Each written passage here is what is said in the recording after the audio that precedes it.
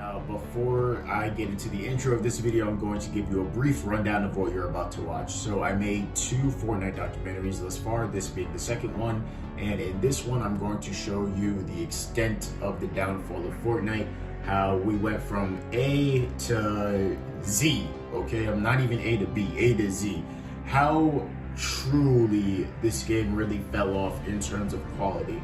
So in the last Fortnite documentary, I kind of went from season to season, explaining like the ups and downs of that specific season. Then I gave you the entire story, and then how it just became coherent in the beginning and how it went from that to just mumbo jumbo bullshit. And then in the third part of that video, I basically explained the arbitrarity of the guns and the weapons and how the weapon balancing was just completely off. But in this one, we are going to pick apart this game season by season, and we are going to hold Epic Games accountable for their actions. And again, just to show you how far Fortnite has sunk in terms of quality. So if you think you're going to enjoy the video, and if you actually do end up enjoying the video, make sure to like. If you find yourself coming back to my videos, make sure you subscribe, okay? Now let's get into the intro. What's going on, guys? It's Block5, and welcome to one of the most highly anticipated videos in all of my channel.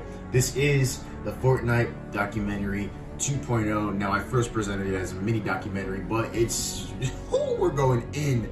We are going in today. It might even be longer than the last one, honestly. But anyways, if the audio sounds different in different parts of like the video, I apologize. This is like a 30 page script, actually a 30-page script that I have to read.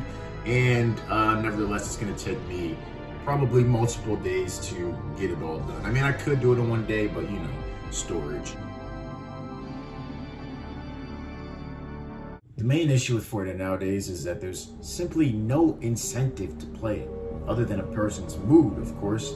Wording this bold claim better would be, Fortnite gives you no true incentive to play its own game. Let me start off by saying this. Fortnite has a multitude of issues in this department. Fortnite is probably the best battle royale game available, if we're being completely honest. It's cartoonish graphics added with the ability to build and alter structures to avoid gunfire makes it unique and stand out. However, it's falling to the same fate every other battle royale game is: repetition. Sure, Fortnite has the building, Warzone the challenges, Apex the art style, but these game modes inevitably die out because of repetition. Now, these modes in particular have shaken up their battle royale experience with what was previously stated. However, these merely extend the lifespan of the game and never really secures it. For one, what does a victory royale give you in Fortnite? Significant or noticeable progress with the battle pass? No. Any sort of assassinate other than a damn pop-up at the end of your game? No. Hell, even a number next to your name in the lobby showing how many wins you've gotten would have been better than nothing. Furthermore, the game internally is becoming more and more uninteresting. Now, for a while, Fortnite's strategy has been to make the battle pass items significantly worse looking and less appealing to the player than item shop items. I've noticed this ever since Chapter 2 of Season 1. I mean, during the longest and arguably one of the worst seasons in the game, period, who was being satisfied with the battle pass alone for that period of time? Personally, I bought 2 items during the season, was down to cop the Minty Axe and the Christmas skins, but I refused to buy that battle pass, even though it was a smarter decision, and likewise, the only thing that has a bang per buck in that game. Yet, I was content on not buying it for the 130 plus days it was available because it was just that bad. More to the point I was originally making, we have so-called Epic Games who makes a battle pass which is entirely Marvel, probably the most dull and stupid battle pass ever. Then, in the same season, they release a superhero skin in the item shop which has almost endless color combinations. Along with that, 2 different back blings, which can turn most of your emoticons into a back bling.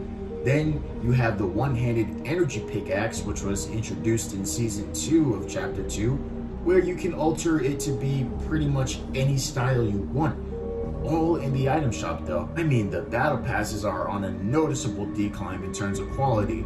I mean, we all know that Season 4's battle pass consisted of Marvel-only items, This move was actually heartbreaking and was the reality of something that I feared after hearing the leaks during the previous season. The main attraction for the entire season was built for a very small demographic of players who play Fortnite. Marvel fanatics. And even at that, I'm not entirely sure if even they wanted those characters to be the only thing in the new Fortnite Battle Pass. Furthermore, all of Fortnite's previous Battle Passes, no matter how poor they were at least genuine. They were filled with characters and items that were made by Fortnite. Remember when there was a story for each season and a side story to go along with it?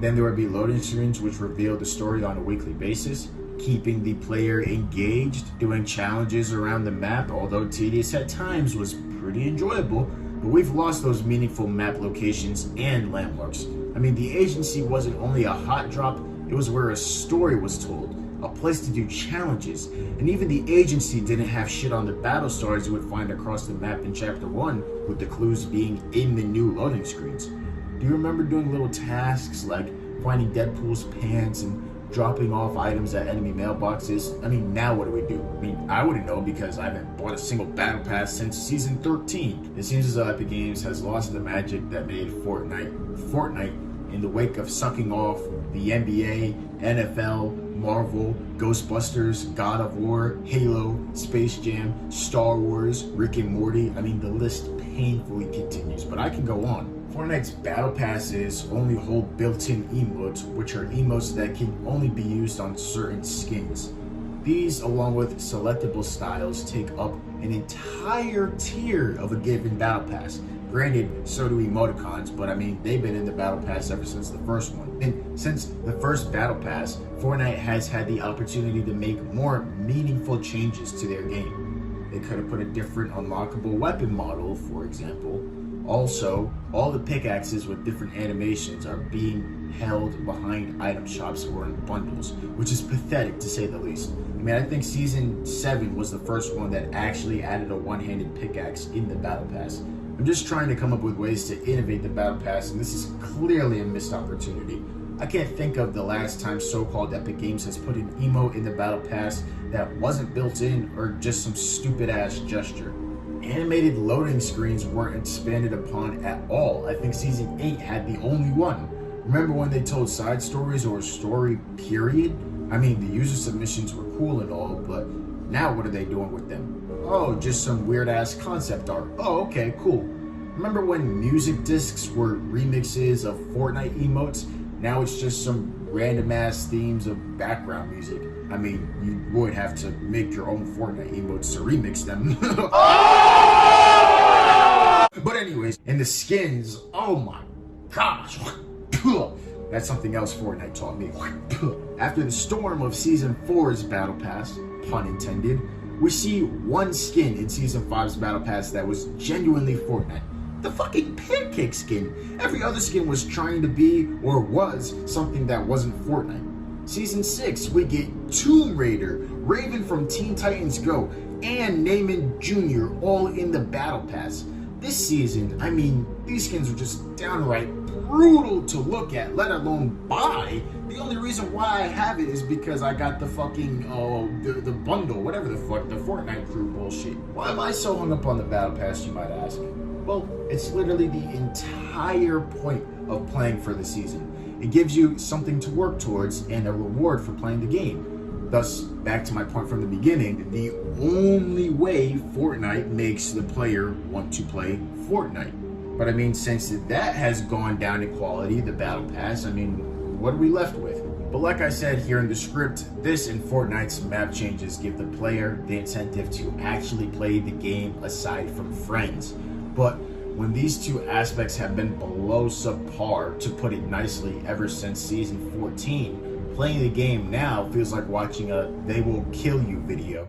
Ding, ding, ding, ding, ding. Y'all don't know nothing about that. Anyways, and because Fortnite is doing nothing to change this shit, it's clear where their new focus lies. Now, if you're like me and are at the very least someone who is above average at the game, you're one to know that Epic Games has made clear distinctions between casual and competitive play. So don't even think that I'm going to continue this video by saying tryhards killed Fortnite, which is a laughable statement to say the least, because of how many steps so-called Epic Games took to separate the two echelon of players. I mean, you look at public games and see bots and dumbass map fiascos. My point in bringing this up is that higher level players have to completely subject themselves to a hardcore experience, which is mentally exhausting for most. I mean, pro players have their friends to utilize their top tier mechanics and mechanical game sense on. They can get 30 bombs in Division 10 Arena, which again is boring because even that doesn't amount to anything like I previously mentioned. Then it's all to get $100,000 by the end of the season from FNCS, hours of playtime, callouts, and qualifiers just to lead up to tunneling and packet loss. Yeah, no thanks. The real question is, how much is your mental health worth? Don't get me wrong, lots of pros and tryhards enjoy what they do, which is fine. I even enjoyed Season 7's fucking FNCS a bunch. I think that was the best FNCS we've had in a minute, you know what I'm saying? Because of this, I say that Fortnite has died, not in terms of sales, obviously, but in terms of quality and game direction. This game has proven to me that it panders to a newer demographic of players that don't expect anything from it after 3.5 to 4 years of gameplay experience. And that is the real reason why Fortnite died. But I don't think that hit hard enough for you. Let me take you on a journey. Yeah, why don't you come on? Let me show you how low Fortnite has sunk. But to do that, we're gonna have to start from the very beginning.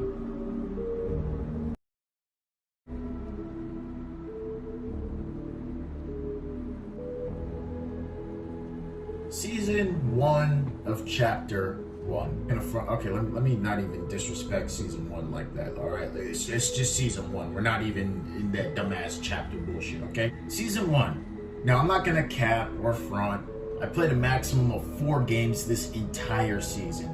I didn't yet have a PlayStation until December of 2017, so the first time I played Fortnite was on Gabriel's Xbox. Ugh, Xbox. Yuck. So what had happened was Fortnite and Halo wasn't loading, so I guess your internet to the PS4, you know.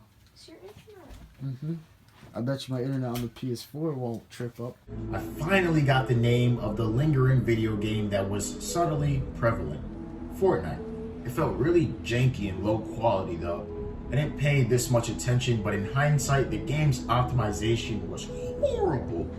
Old school builds were very inconvenient on the fingers, and the now seamless switch from shoot mode to build mode wasn't always so seamless. After a couple of games, I passed the controller to Gabriel and we ended up playing Halo 3 on his Xbox 360, a much better console, by the way.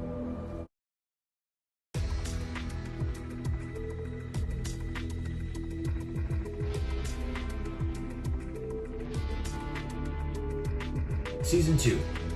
I spent most of the season pursuing Call of Duty. Black Ops 2 was the main game I played on the Wii U, and naturally, I got a PS4 to have access to the newer Call of Duties.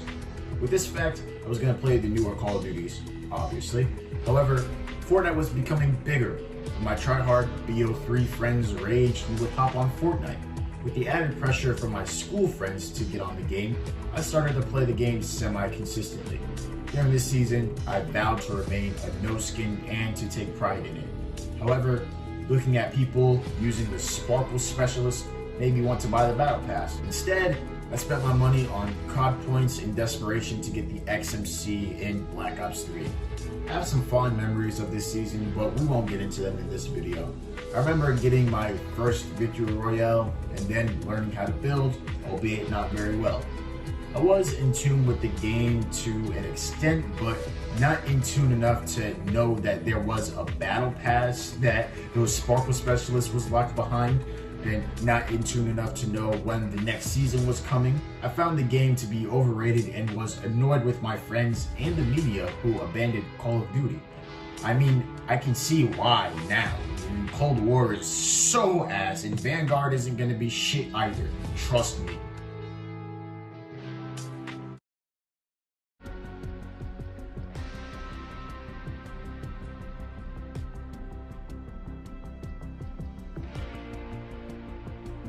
Season 3 So one day I booted up Fortnite and then I saw this Chinese New Year's themed loading screen that replaced the old one. This is when I finally let go of Call of Duty and played Fortnite more consistently. Took a bit of practice, but I finally got above average at the game. I knew this after I cleared Tilted Towers one day, and this was when Tilted Towers were deadly, alright? This was Trench Tower. I have an entire Season 3 compilation video, but this season was spent with friends for the most part. I switched to Builder Pro this season, and I was now on par with how the game was supposed to be played.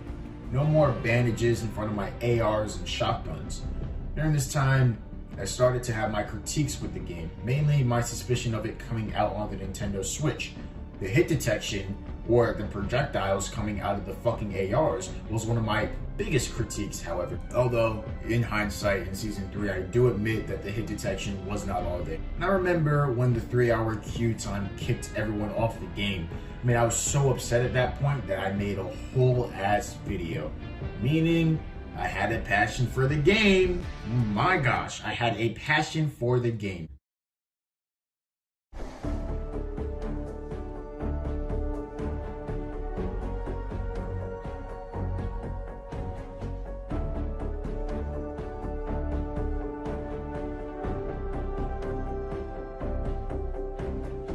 Season 4, the superhero leaks were correct. I didn't sift through the entire battle pass before I went to school, which I would normally do later on. But don't worry, my niggas made sure to show me the shoot emote that was in the battle pass, along with that fat ass orange shirt kid boogie down emote. There were a few days throughout this season that I didn't play. The improved graphics and updated character models, along with the map changes, kept me and all of my friends engaged. I took my above average tendencies into solo matches and I started to get solo wins left and right. I remember that being one of the weekly challenges, and at that point I was like, how the fuck am I about to do that? And then I actually attempted to go for it and I did it pretty easily. More importantly though, the Nintendo Switch version of the game was finally released halfway through the season, which got me fucking hyped. Now, Fortnite was relatively new and wasn't as graphically enhanced as it is now, nor was the game as big. So I thought it would be the perfect fit for the Nintendo Switch, being a weaker console. But apparently I was wrong. The graphics were repulsive. The audio was ear-piercingly unbearable. The input delay, oh my gosh, was laughable. So you guys know the input delay going from PC to console, okay? That is the same input delay from console to the Nintendo Switch, okay? The same disparity is there, all right? Trust me, it was not good. The first thing that stuck out to me, however, was the health and shield bar being grossly disproportionate relative to the other system's health and shield bar. But I ignored it all for this one reason. Cross-platform. Everyone you see in this picture was who I could play with on my Nintendo Switch. We'll call them the Xbox kids. Alright, we have my partner in crime, Gabrielle, or as he would prefer, Gabriel. But you know, we'll stick to the feminine version for the rest of this video. We still play together to this day. Tyler, my old duo for my more try-hard Fortnite games. A few weeks back, we got over 100 points in a cash cup, but anyways, and Josh, I mean, it's Josh, okay?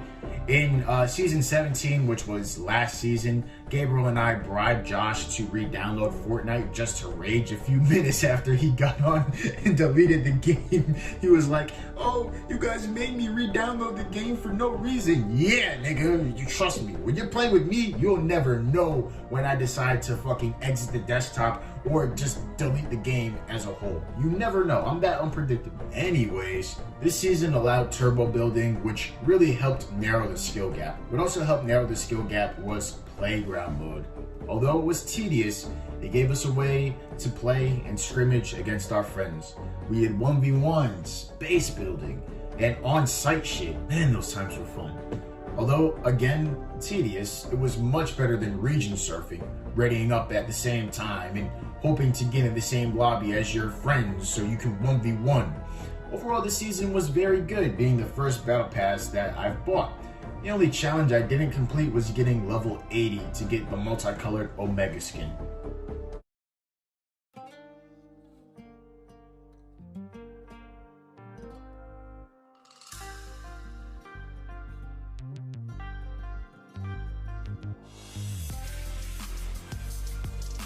Season 5, summer is here, and it came with paradise and golf carts.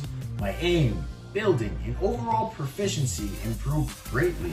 This was the season in which all worlds collided. You'd hear of the road trip, Kevin, etc. Tutorials on how to do very specific Fortnite challenges would get millions of views on YouTube. This was truly peak Fortnite in terms of the media. To me, however, all I saw was a bunch of outsiders trying to make their way in. Motherfuckers in real life asking me, oh, do you play Fortnite? Do I play Fortnite? I've been playing Fortnite since, and I'm a real OG. If you've been playing since season 5, you're not an OG to me. I'm sorry. You're probably an OG, but shit, in general, nigga, fuck no. It was at this point, however, I started to refuse the Nintendo Switch's version of Fortnite. I got tired of locations not fully loading in by the time I landed, and encounters that made me say, nigga, you're lucky I'm not on PlayStation because you're so ass. Anyways, this is a time that I would like to highlight. Epic Games actually corrected their wrongdoings in the game and owned up to their mistakes. Something you will never see ever again. Anyways, towards the end of the previous season, submachine guns were much more effective than assault rifles, so we would simply run them instead. Fortnite acknowledged and fixed this problem. They also removed the double pump and then added a hit scan which visualized all of the pellets on the shotgun. Now, this did come with some fucking blatant blanks, you know, where you would literally shoot somebody, you would see the pellets, and then there would be no number that came up, and then you would die because of it. When that shit be happening, yo, all the motherfucking shits, all the little pellets be showing, and then it has no damage, my nigga. Like, what the hell? But anyways, you know, they fixed that too. Although, there was a problem with the golden SMG in this season. I think it got patched before the end of the season. Did it? Let me know in the comments, alright? The sun shined brightly on the hills of Fortnite, which resonated with the summer theme of the season. My aim was getting better, making my encounters quicker than last season. My double ramping skills started to hone in. This was also the season where I focused on my editing skills and became obsessed with it. In an encounter, however, I would commonly walk over my builds instead of editing them. Fortnite added more and unique weapons that weren't entirely broken, unlike future seasons. Well, besides the golden SMG and the drum gun, by the way. There were porta fortresses, bouncers, what else? Shockwaves. Oh yeah, and the grappler was added this season. They also realized the mistake of making the tier 100 skin challenges seasonal. So as long as you unlock the tier 100 skin, you can continue to level up the skin in the next season, which is why to this day, I still don't have the multicolored fucking Omega skin. Anyways, overall this season was pretty fun, giving us a story, a captivating battle pass, and significant and active map changes.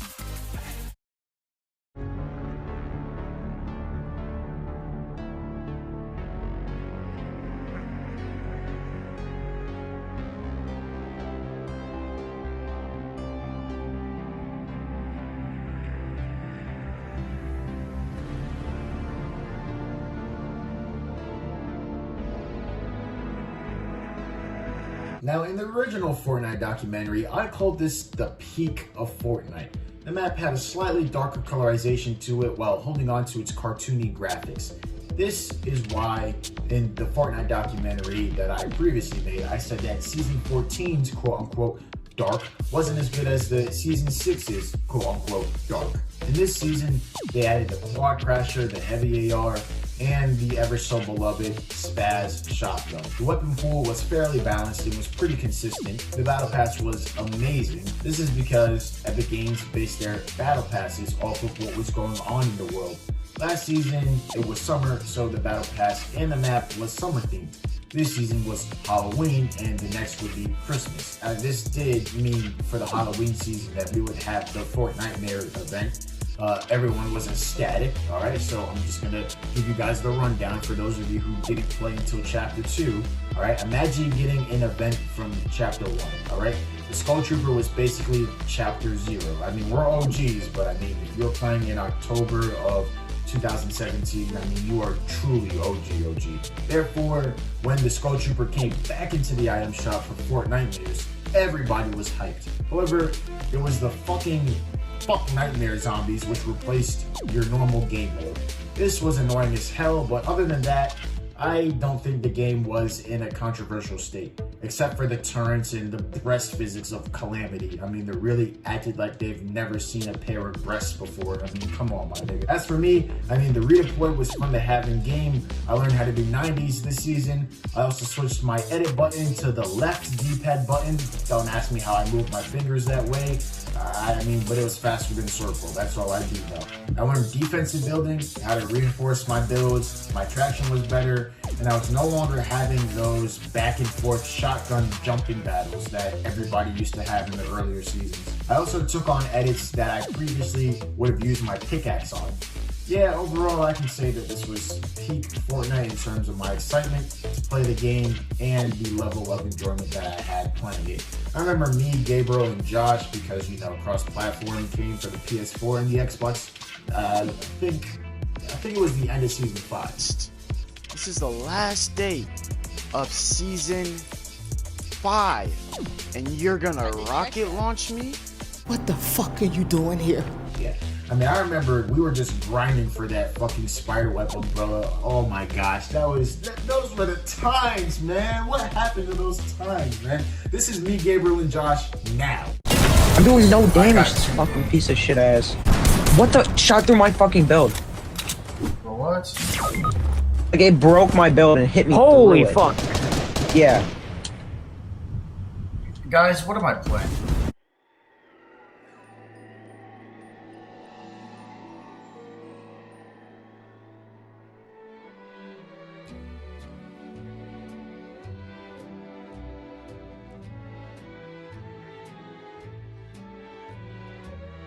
Season 7, which is 10 seasons from when I am recording this part of the video. 11 seasons from when this video is released. That's great. This season right here is literally over 10 seasons old. That's insane. I'm sorry. Let's get into the video. My bad. So around 5 a.m. I begin to stream the new Fortnite Battle Pass just for the game to tell me that the server was down. And this was the case for a lot of niggas because a whole bunch of people watch my stream just so they can see the Battle Pass. And if a whole bunch of people watched an M.5 live stream, you already know shit was in demand. I mean, this was the same Battle Pass that Apple leaked. So when I saw the new loading screen showing all the characters, I was a little bit underwhelmed. But the description of creative made up for it. I guess Epic Games finally realized that Playground mode was a little too tedious.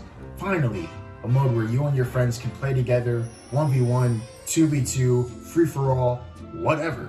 I mean, no one asked for this game mode, but I'm sure as hell glad it was added. The mode is still heavily supported to this day, but we cannot mention the game mode without addressing the controversy it forever stirred in the community. Because creative mode served as an outlet to allow players to build a large portion of their skills, lots of people in the community claim that creative caused the game's downfall. Alright, so now I'm about to destroy this claim, okay? I'm about to destroy this position. Now, Fortnite is a game unlike any other, okay? Which is why, during its come-up, people were obviously fucking terrible. It's only natural that people evolve to fit their environment. Eventually, we were gonna know how to build, edit, and piece control. Creative just helped with that process. And to be honest, the people that are in public matches today are still relatively the same skill level as they were back in the day. It's just that clicking builds and double pumps aren't a thing anymore. But that's my piece. The second season to fit a holiday, season 7. Now, they did a good job making this an overall Christmas themed season with the music, the returning skins, the new locations, battle pass, etc. 'Twas the season of the Infinity Blade and the Storm Wings.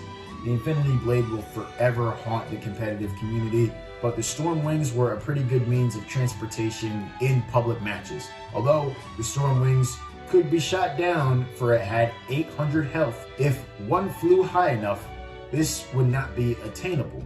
And redeploys gave the players using them life insurance if they did get shot out. That being said, Storm Wings also trolled the competitive community. This is when we see the competitive community demand Epic Games to separate the competitive and casual communities. People thought competitive Fortnite was a joke, with competitive and normal games being mirror images. The only other controversy of the season was, again, the fuck nightmare zombies returning and were present in solo and duos. The only way that you had to avoid that was to play solo squads or find 3 other people, or else it was motherfucking white fuck nightmare zombies for that ass. Is that alright if we talk about me now? Okay, I'm glad. It is my video. I had switched from 180s to 90s this season. You know, I learned how to do 90s last season, but I mean, 180s were still the wave. But now, in Season 7, 90s were the wave, okay? I also changed my edit button to the right D-pad button. My aim was a bit snappier this season and was more consistent. I don't think I was capable of double editing, though. I found the Marshmallow collaboration pretty cool, to be honest.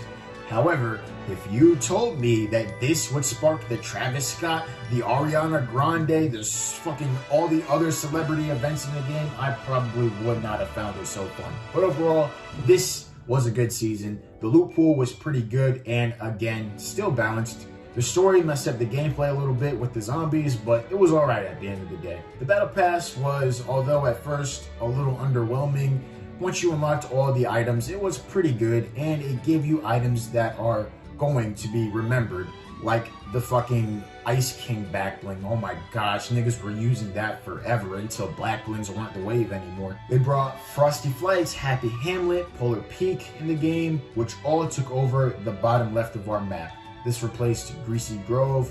Rest in peace, my nigga Greasy. Only real niggas know about Greasy. And the block took over Risky. I like the idea that the community could make a location in the game, but none of them were viable at all.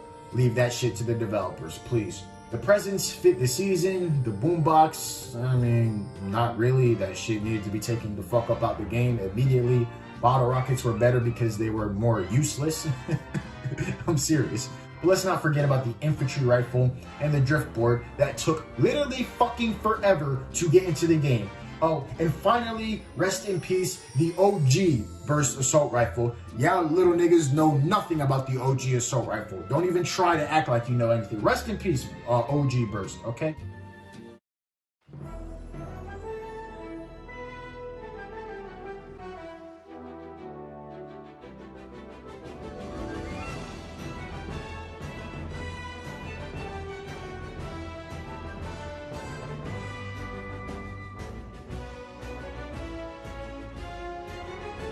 Season 8. Season 8 was a pretty good season. Unfortunately, those were running short. It was more colorful and vibrant. There was a volcano and pockets of air that formed from the cracks. Just pray the circle didn't end there, because you would be in for a really fucked up experience if it did. The season was pirate themed, however, Fortnite completely ditched the story halfway through the season. It was sad because this was back when we weren't used to a disarrayed story. Anyways, the Battle Pass was decent, you know, it was decent. In the moment, it was pretty good though. This wasn't when item shop skins looked vastly better than the Battle Pass rewards. The emotes with the Battle Pass were trash though, and so was the Lux or the Loops or the fucking Apex Legends bitch. But I mean, I got this Battle Pass for free, so I'm not complaining. Epic Games really felt that Apex Legends heat. Lazy Links got replaced by Lazy Lagoons. I mean, they were both L locations. There were pirate cannons, which were a great means of transportation. Also, ballers were added this season, which did fuck with the competitive community slightly. But Arena was introduced this season, although playing Arena rather than playing public games wasn't the wave yet. Epic Games finally made the distinction between casual and competitive play. And I clapped on purpose, like this, if you heard that in the background, my bad. As for me, again, my builds were finally coherent, although I didn't place things where they needed to be placed. I was the kind of player who would place a stair and cone over you and then ramp up and wait to see what you would do next. If someone were in a box, which at this point only the pro players would edit and shoot you from a box, people would just hide. I called this being a pussy, cocooning, in my daily upload attempt during this season. This season, in my opinion, had the best loot pool. There was the Flint Knock edibles, which included peppers, coconuts, and bananas. There was the Boom Bow. I mean, that shit hit you for 100 damage in consequence for doing nothing wrong. But anyways, let's see. then there was probably the best thing that was added to the game. The glass breaking sound effect for a headshot. Do you know how hyped I would get when I'd slap the shit out of somebody with my pump and then you hear that glass break? But really though, the reboot van threw out the tradition of losing all hope and getting bored as fuck upon a BM. I mean, niggas were scared to end someone else's teammate because if their teammate caught you lacking, they would for sure eliminate that ass. Gabriel's pussy ass talking about, don't eliminate him. Dude, shut up. This was the first season that creative got a boost, but it was still jank as fuck compared to now. I mean, free-for-all zone wars was still fucking terrible. I remember when the storm insta-killed you, like, what the fuck? How the fuck am I gonna be in the storm for 1 second and that shit's gonna insta-kill me? Anyways, I was editing just as much as I was building this season, and I finally switched my edit button from the right D-pad to L3. This allowed me to look and move while editing, which made every other aspect of my gameplay better. This was also the season where PC players started to think aim assist was overpowered because of L2 spam. Some even got arrogant enough to switch to controller or change their names to L2 R2 as if they didn't have a whole ass fucking keyboard and mouse with lubricated switches. Imagine having a much faster input speed, a more stable input that you don't have to hold, complete freedom of aim, a much higher skill ceiling. No, let me say that again. A much higher skill ceiling. And so much more. Yet you clown on the two fucking professional controller players because of aim assist while you're on your high horse. It's not like this was season 12's where aim assist was actually ridiculous. It was season 8.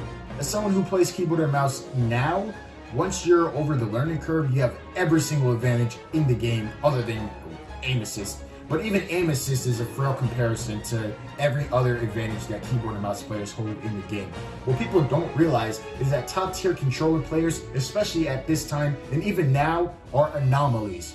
There were like 5 of them in the World Cup.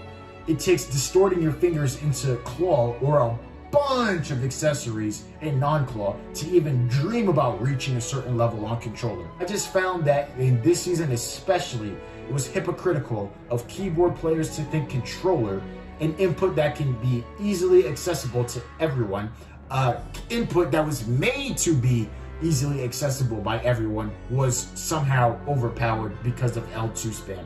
But to end this off on a good note, despite the story's confusion, the end of the season made it clear cut. The locations, Tilted and Retail, got fucked up after the explosion and Polar Peak was beginning to crack. Meaning, by the end of this season, we knew Epic Games was going to pick things up where they left off.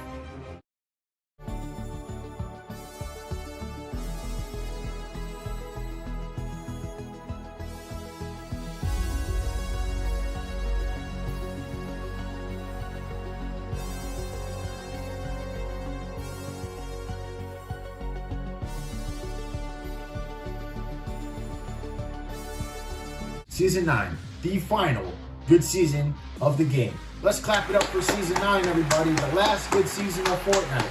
They will be missed. They will be missed. From May 8th, 2019 to July 31st, 2019, we had the summer/futuristic themed season Among Us. The volcano had wreaked havoc upon the map from the final days of the last season and sparked new locations with a futuristic theme. There was Neo Tilted Towers, a very strong location. Mega Mall, probably the best location to ever grace Fortnite in my opinion. I mean, this was back in Season 9. I mean, if it were here now, maybe things have changed relative to the time. I mean, this was definitely the best location added in Fortnite. And finally, the forever changing Pressure Plant. Not as good of a location as the previous two, but anyways, dropping into Playground from off the battle bus and landing at one of the new point of interests, you might notice something. No, not the futuristic design of the map. No, not the air vents providing transportation either. It's the brand new model for the pump shotgun. Holy, this looks clean. Let's pick it up and, oh shit, okay, the crosshair is a lot tighter. Alright, let's shoot this bitch. And it isn't a fucking pump shotgun.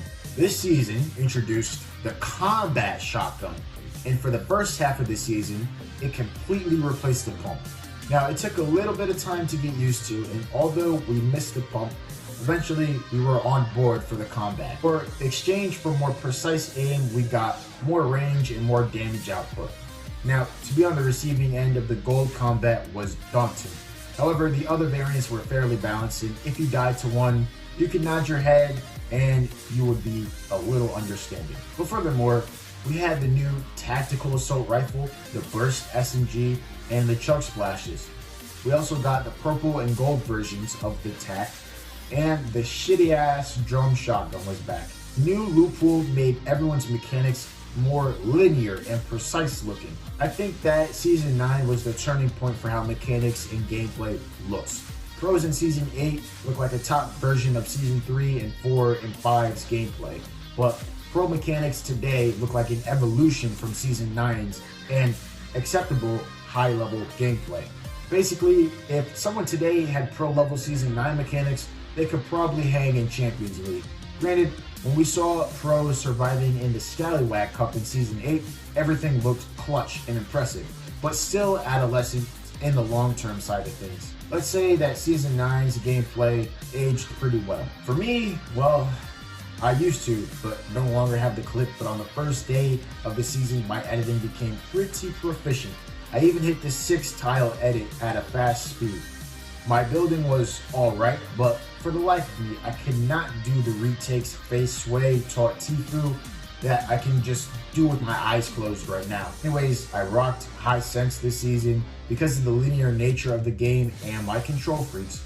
I usually snapped near my opponent, but it took me a couple of milliseconds to adjust my aim to get on target. This was sort of the same with my editing. If I wanted to make a 4-tile wall edit, I would usually make a door edit, then finish editing the rest of the tiles before confirming. In terms of my mindset, I watched a lot of pros this season and I would adapt what I've seen instead of the mindset. For simpler terms, I adapted what instead of why. And this caused me to box up a lot. For one, I liked fighting from within a box and I'm still deadly in that situation to this day. But that's not all there was or is to fighting. This led me to miss out on a lot of action and left my teammates at a disadvantage. But enough of me.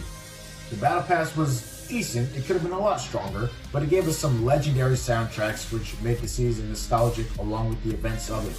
This was the first time we would see creative game modes become available in public matches with the Nike collab. That beat still rings in my head from time to time. It was actually pretty dope. We had the 14 days of summer, which was kind of dry, let's be honest. I'm not going to say that I was completely happy with Fortnite throughout this season. I got a little tired of it towards the end since nothing really happened. Some of my friends stopped playing because the pump was no longer in the game. Rage. The same nigga that made me get off BO3 for this fucking game. The battle pass certainly didn't fold me over. It wasn't like the Vendetta gave me the same hype as the Dire or the Ragnarok or even the Omega. The Wix Bounty game mode was so fucking stupid. The story was whack as fuck, and the building up to it was lame as fuck. I mean, Polar Peak and the pressure plant doing weird shit, okay? We used to have a whole ass fucking volcano. Rewards that unlocked halfway through the season, not to mention the overtime challenges.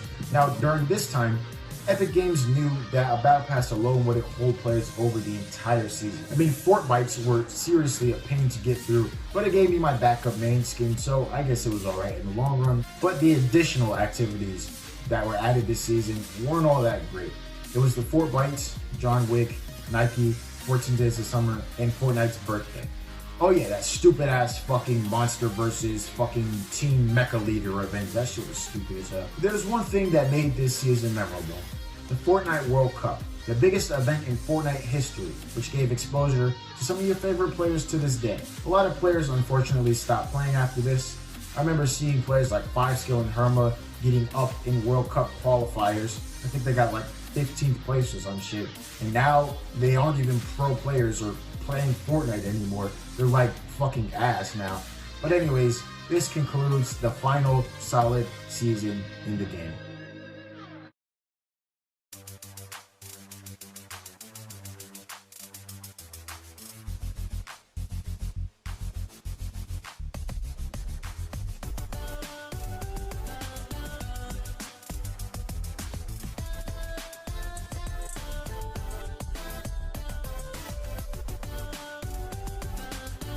Season X. This marks the first season classified as quote-unquote confusion, because that's exactly what was going on during this time. Entering from Season 9, I was all for this season. The return of skins from previous seasons with different character models and slightly different designs. I mean, we really couldn't go wrong. Why the fuck you lying? From August 1st to October 13th, we had the very unfortunate Season X. Like I said, at first, this season was looking pretty good. The trailer got leaked a bit early, but the fact that we were quote-unquote out of time looked promising.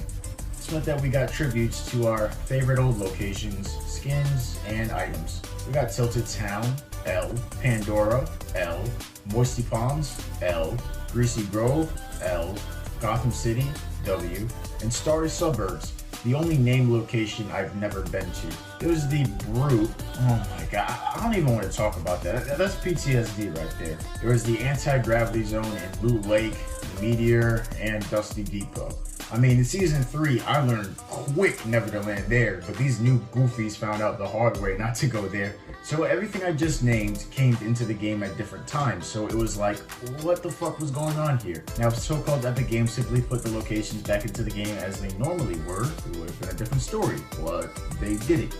Every location came back with a twist. And I even wanted to talk about that because, oh my gosh. But I mean, this is a rewind, isn't it? I'm trying to make you understand how hard fucking Fortnite fell off. Mega Mall was gone forever and retail got brought back alongside fucking Nightmare Zombies. You had to bounce that ass every 10 seconds in Greasy Grove. Pandora turned you into a fucking Borderland character. Tilted Town forbid you from even playing the game. Moisty turned you into a prop every time you fucking crouched, and all this bullshit wasn't competitive and in the fucking FNCS. Like, what the fuck? Let's get to me before this gets any worse than it already is. I streamed the fuck out of this season because my boy got back on the game, and that is Sniper2203. We dueled all throughout this season, and honestly, if it wasn't for him, I would have been gone, my G. He's the only reason why I'm currently playing, to be honest, man. I almost had 3 months off this game. Shit, I was about to skip the entire season. But anyways, my mechanics were good. No more of that snapping, adjusting shit. Well, a little bit. Okay, well, let's not cap, just a little bit. But it was smoother and it looked like I had more control. It was like Season 9, but more fluid and a little less linear. I was capable of doing every edit in the game. My building was now fully comprehensive, and at this point, it was just a matter of learning new building techniques. I got some good gameplays in from time to time, but streamed way more than I did posted videos on Fortnite. When I look back at my Season X gameplay, I noticed that I made really stupid decisions. My mindset wasn't yet on how or why, just what. I wanted to become a really good fighter. Remember, that's really all there was to being a good player. Piece control and big brain plays weren't like a thing yet. However, I never put myself in advantageous positions. Again, I wasn't yet conscious of my actions and what they were doing to my opponent. However, this was the first season where I played Arena consistently. Also, probably due to the mechs, public games were no longer the wave and would soon become pretty washed up if you weren't a casual Fortnite player. So-called Epic Games raised the point value from the previous 2 seasons. 300 points didn't get you into Champions League anymore, but was rather something you could get in a few games or 1 10-kill victory. Wasn't anything wrong with the previous point system, but I didn't mind this change. I guess it made someone feel like they were progressing at a faster pace or achieving more. Let's talk items. Like I said, this battle pass was one of few good ones. It was a good mix between new and nostalgic. The stride and breakneck were L emotes, but the tra-la-la and the jaywalk were fire. The real OG soundtrack was released and not the remix. The Scientist was the most embarrassing secret skin, but those wouldn't even be in the game for much longer, so who the fuck cares? I think this season was the end of an era, one where we fell in love with a game no one had seen or thought of before. The map changes were gross and was a disrespectful way of leaving off the island where we had the most memories. The end event was pretty random aside from a couple leaks, and because Season X made me thoroughly exhausted with the game, I was so happy when the black hole event prevented us from logging into the game. Like I said in my other Fortnite documentary, they were talking about this motherfucking game like it was brand new after this event. Overall, this was a stressful season to get through, and it was a pretty shitty way to end off that era of Fortnite.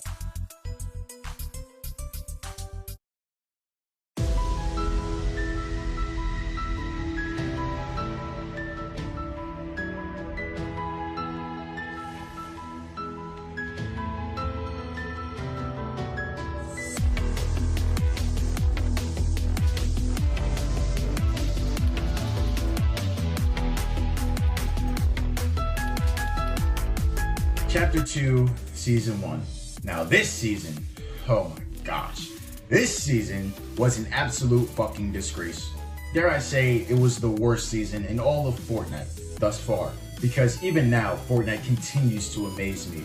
But I can say this season was worse than the last season X, because at least we were comfortable and familiar with our environment in Season X. We were abandoned by so-called Epic Games in both seasons, but at least there were signs of their presence in Season X. Bro, this season lasted from October 15th, 2019 to February 20th, 2020. Nigga, that's 4 months! Now, everybody wanted a new map, but this execution was simply not it. I was getting tired of the same old locations by Season 9, but I mean, this new map did not feel fresh at all, and I know that's subjective, but still. This map just looked worse and goofy as fuck with the new engine, and so-called Epic Games had the nerve to make me jump off the battle bus right after they fucked up all my settings. In hindsight, I should have just left that fucking game. We're starting a ruckus. Yeah. No, nigga, I'm leaving this game. The fuck? Like I said in my other documentary, they should have kept the same map layout and altered all the locations, but still made sure that it fit the gist of what it once was. Also, cut down on those fat ass hills that made competitive a bitch to play in Chapter 1. But they made a new map, which wasn't inherently a bad move, but like I already said, the execution was terrible. Lazy Lake is still a horrible location with the layout of the houses. I didn't discover my home, Craggy Cliffs, yet, but aside from Mega Mall, that's the best location in Fortnite. I'll give credit where credit's due. But then there were L locations like Dirty Docks, Holly Hedges, Steamy Stacks, Sweaty Sands, Weeping Woods. Like, what the fuck? All of the new shit in the game looked goofy as fuck too. I fished for the first time in Season 7 because there weren't any harpoons that season. But I never took the time to use a fucking fishing pole in Fortnite before that. I mean, like, what the fuck do I look like doing that shit? Picking up and yeeting your teammates was a good feature for convenience, but I mean, in public games, it's kind of unnecessary to do it to your enemies. You know, obviously, if you're not playing FNCS. FNCS, it was a good feature, you know, for competitive, so you can separate a single knock and take their loot without the threat of facing their teammates. The Battle Pass made me want to throw the fuck up. Vomit all over my gaming monitor. Fucking fuck up my fucking kid. Anyways, there was no way in hell I was buying that shit. Even if it was the only thing to do in the 128 days of this long ass season. Speaking of which, nothing fucking happened this season. I said it once and I'll say it again. So-called Epic Games thought that having a new map, being able to swim and shit was reason enough to not do anything the fuck else for 128 days. This is obviously a hyperbole. I'm sure the team worked hard, but as players, we're used to constant change in a game like Fortnite. And it is kind of so-called Epic Games' fault for conditioning its fan base to have fast pace and high expectations of them. I mean, let's be real. Epic Games were just as receptive to their community as any other company during their hiatus, which made us go crazy. I mean, in Chapter 1, I've never seen better developer to community communication in any other game. Nigga, Activision tries to gyp your ass for every penny and spits on you by making overpowered guns locked behind paywalls in all these new Call of Duty games ever since BO3. But back to my original point, Epic Games built a pretty spoiled community which expected constant change and updates to their games. Oh my gosh, I can't believe it. Our first update in like 2 weeks. Beep, beep. Literally 2 weeks of You know, no Epic updates. Epic Games have been on holiday. You know? Yep. 2 weeks. Oh my god, such a long time to not update your game. 2 weeks. Wow. Which I will admit I was a part of. But I mean, this quote-unquote break was pretty unacceptable by any metric. This fucking season was over 100 days long. Niggas were getting to level 200 and even 300 and shit, which is like 3 battle passes worth of XP. Fucking Fuck Nightmares came 3 weeks after the season start with that retarded boss fight which took 8 million phases. I mean, a fucking visible health bar, like, generally would have been nice. Then we had the Winterfest with those weird ass presents that you were able to unlock once every 24 hours. Okay, I'll admit that this was pretty cool, but the rewards were the epitome of, oh, well, we're not making them that good. They're getting them for free. I mean, this shit wasn't even an annual thing. This shit happened once, and you give me these shitty ass. Anyways. Then we got that stupid ass Star Wars event, and that was it. With that being said, I guess we'll move on to me before we get into the next season. Nah, fuck that shit. I'm not finished, nigga. Playing creative was more enjoyable than playing the actual game. Watching this game was more enjoyable than actually playing it. I got less arena points during this long ass season than I did in season 9 because I couldn't stand the fucking map. This was by far the worst season in all of Fortnite, and so-called Epic, you've made some terrible ass seasons, man. But now for me, for real this time. I mean, playing the actual game was a blur, to be honest. I don't remember too much from this season aside from creative. I did notice that the new engine made gameplay look less linear. Our character models were more defined and roundish. I also noticed how much aim assist carried the players around me. I was hyper focused on making advanced edits and wrote that off as making smarter plays. This wasn't necessarily the case, of course, but it was smarter than what the kids I was facing were doing. Yet, they still prevailed due to aim assist. You literally have aim assist on your assault rifle, you're not good at. 56. He's not good. They're all fucking shitters.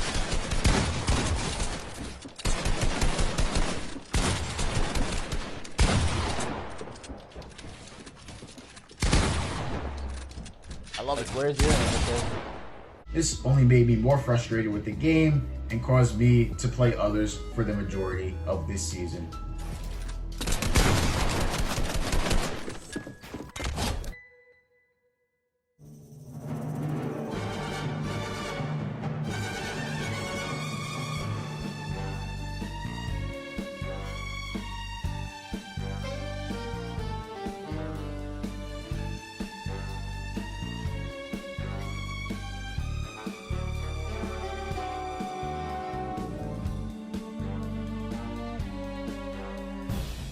Chapter 2, Season 2.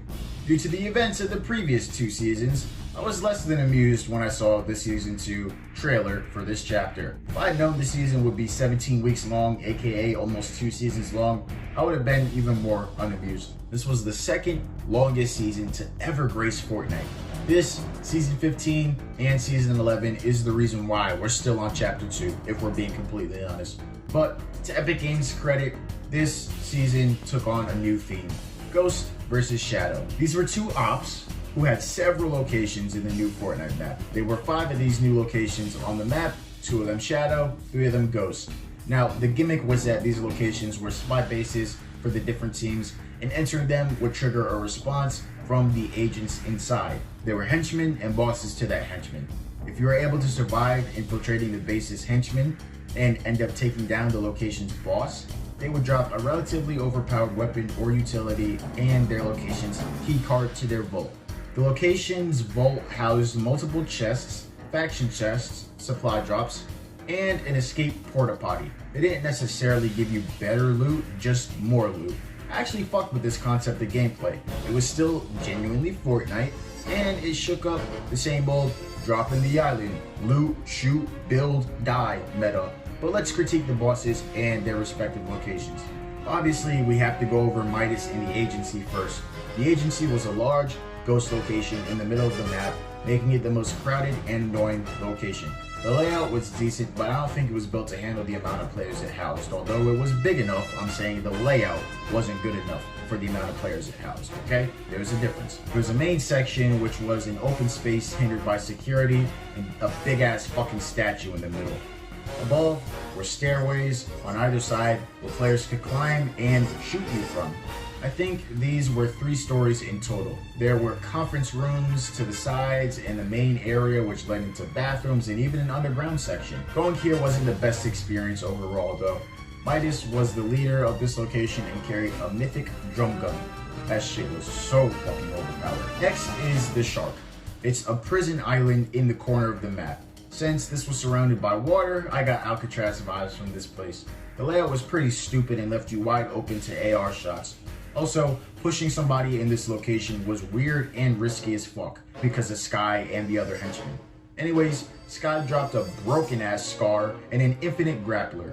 The grappler was one thing, but the Scar, that shit was crazy, my nigga. Even Sky could fuck you up if you didn't kill her fast enough, or if she, again, simply caught you lacking. Since this place was so far off, there's always the threat of the storm, but as long as you had the grappler, you were chilling. The grotto was lit, my nigga, an underground cave base ran by Brutus fat ass, who dropped an annoying ass minigun. Yeah, basically all these boss drops were overpowered. It was literally no different than the gold minigun from chapter 1 though. Maybe the hit spread was more consistent or something because it was annoying as fuck. Definitely more annoying than the OG gold minigun. The layout was good, but there was an outdoor section and there was an upstairs to the base. Fighting here wasn't all that bad as long as you were inside and not outside. Fighting outside the base in the cave, I mean, that shit was just completely arbitrary at that point. The rig was ass. A half-broken fucking location hiding behind the idea of an oil rig. That yield was so terrible, and half the time I couldn't even find Tantina or her stupid ass boat. This place wasn't even worth going to. Finally, we have the yacht, Deadpool's location. Now, this was the first major sellout that we've seen in Fortnite thus far. Deadpool got its own skin, location in the game, and other merchandise. But it wasn't that bad because it was mixed in with the challenges of the season and the season as a whole. And Deadpool's personality went well with Fortnite. Speaking of the Battle Pass, whoever made it just needs to pull a Kurt Cobain. Okay, alright, chill. But in all seriousness, this Battle Pass was so mediocre, and the fact that this season was 118 days long made it even more pathetic. I only got it after I reached level 100 because, I mean, at that point, why not? This season ran from February 20th, 2020 to June 17th, 2020. This means that this season came out when COVID did, meaning the Fortnite team had to extend the season. Now, if the Fortnite team simply said COVID was the reason why the season would be extended, I'm pretty sure the community would have been a little more forgiving. But these niggas didn't say a word. They were still on their hiatus. But even still, I know that the regulations were relatively new and no one really knew what was going on during the time. But niggas act like they could literally do nothing. Some masks and some hand sanitizer when it hurt, my nigga. Maybe some gloves, I mean, and a spray down of the hardware. Fuck. The loot pool was pretty good aside from the mythic / boss dropped weapons. The heavy sniper and the suppressed scar made the season feel a lot better and a little more nostalgic. Also took out the golden SMG and the damage traps. No longer did I have to be scared of entering a house someone pussied into or have to be overly cautious when going inside someone's box. Decoys, proximity, and the cardboard boxes were pretty fucking useless though. With the new theme of the season and the better loot pool, it seemed like this season would finally be a pickup or a proper jumpstart to chapter 2. But then there's the second half. Again, this season's extension made the battle pass more boring, the mythic guns more unbearable, and controller aim assist more overpowered. Because keyboard and mouse is naturally overpowered compared to controller, and so-called Epic Games saw an increase of controller players moving to PC, you know, the keyboard and mouse predominant platform, they felt the need to even out the playing field. However, the way they went about it was just the absolute worst way they possibly could have done so. Unlike in Season 8/9 when keyboard weirdos would complain about aim assist, this season's complaints were valid. Niggas would get hit across the map and all types of other shit. That shit actually looked like a nigga was using aimbot.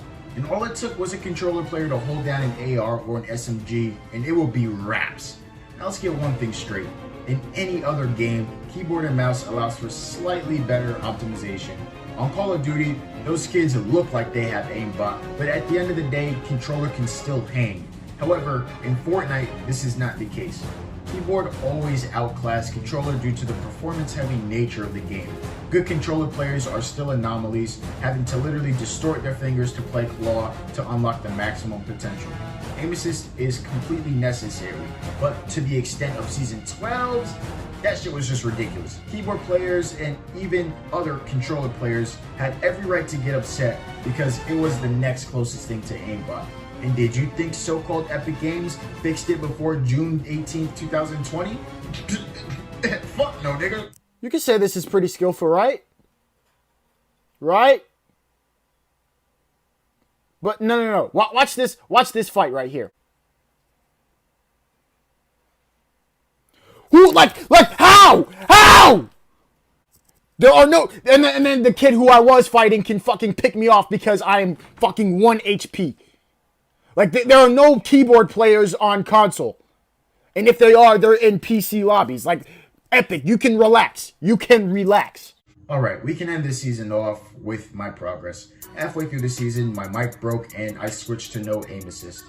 This made my aim more accurate because of my playstyle, but this did also amount to lower damage due to my crosshair now being susceptible to being on only the one half of my enemy. But this made my movement more fluid. I knew how to combat lots of popular techniques, like someone pushing into your box with a ramp. I also started to use my brain and fake out a lot of kids. I also reached my peak in arena points, being 4,200. Like I previously said in my last shit, I know that's not even a lot of points, but I'm gonna tell you a story to the reason why later, okay? Stay tuned. Pro players' moves were basically the fundamentals of what they do now, but I digress. Let's get on to the next season.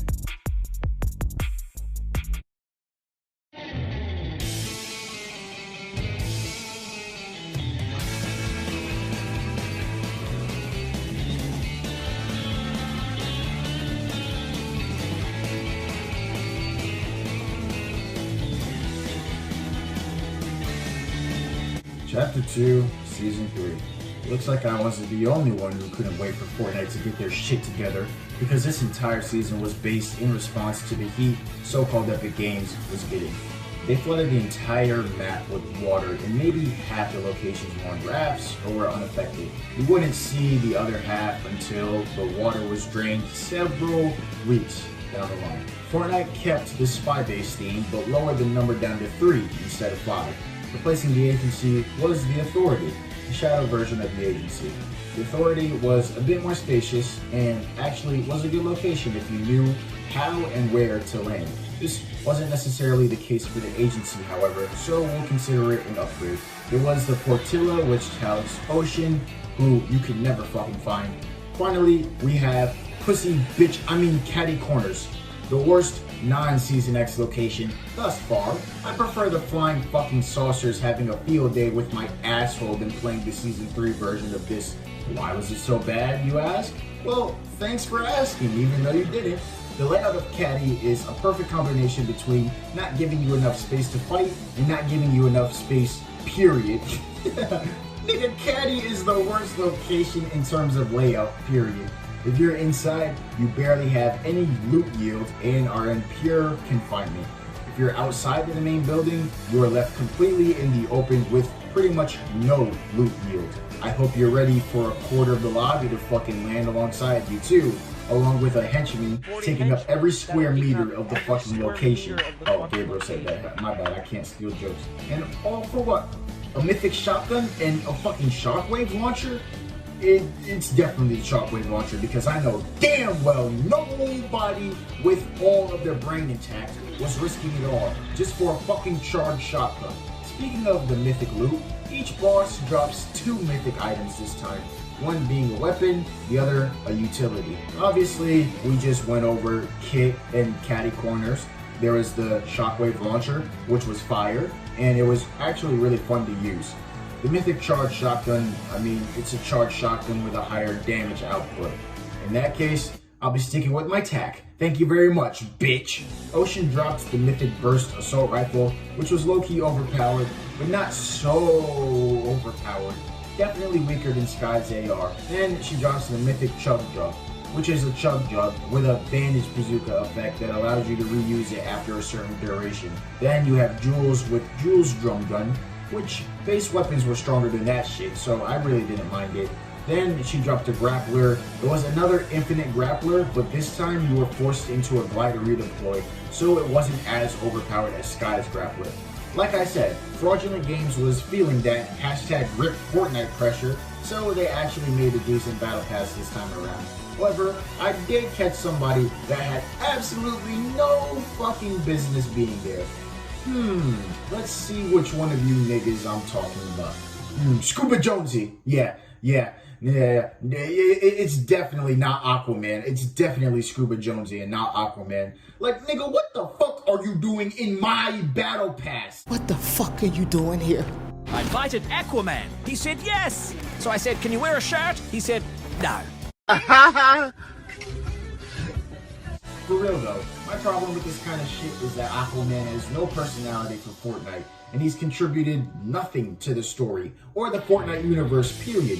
This is obviously, I'm Epic Games. Let me put a DC character in my game. The most obvious money grab of all time, besides what we're gonna get into in a minute. But anyways, this was seriously the last genuine battle pass of Fortnite to this date. I mean, the Fortnite produced emotes that weren't stupid as fuck gestures. This is definitely the last traditional battle pass too. But anyways, if you couldn't tell from earlier, I hated their new addition to the game. The addition we'll call the Charged Shotgun. The Infinity Blade and the mechs were one thing, but now you're fucking with the dynamic of fighting. Yes, let's create a laggy pump shotgun simulator in which only the top 5% of players can use viably, But yeah, let's also vault the pump shotgun for the entire season, bitch. Hell yeah, man. Give me 5, dude. But as the weeks progressed and the water drained, it seemed as though things were getting better. However, there was always some fuck shit to be uncovered. First of all, fraudulent games added pyro mechanics, meaning firefly jars, grenades, and gas canisters all lit on fire, turning whatever it touched ablaze. I mean, imagine popping grenades and that shit turns my builds into fire. I'm sure they took that shit out because it was so disgraceful. In the beginning of the season, fraudulent games gave us the promise of drivable vehicles being added into the game, but in actuality, it took those lazy motherfuckers 7 weeks to do so.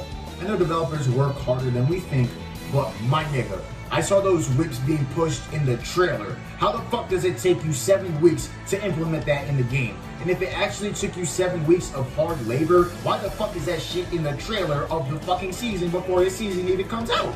Stupid ass. They kept on posting these dumbass no sweat insurance ads saying that they'll be released soon. People thought Fortnite was copying fucking games like PUBG and Warzone for having vehicles. In actuality, they put vehicles in the game because for the life of them, they couldn't make a decent means of transportation. I mean, crash pads? Fraudulent games. What the fuck? Anyways, let's get on to my experience. So I was on vacation for 7 out of the 10 weeks of this season. That being from weeks 2 to 8? The first week was absolutely unplayable. I woke my ass up early as fuck in my dark ass room, streamed on Twitch, and hopped on Arena for the new season. A nigga was up at 3 o'clock on the dot.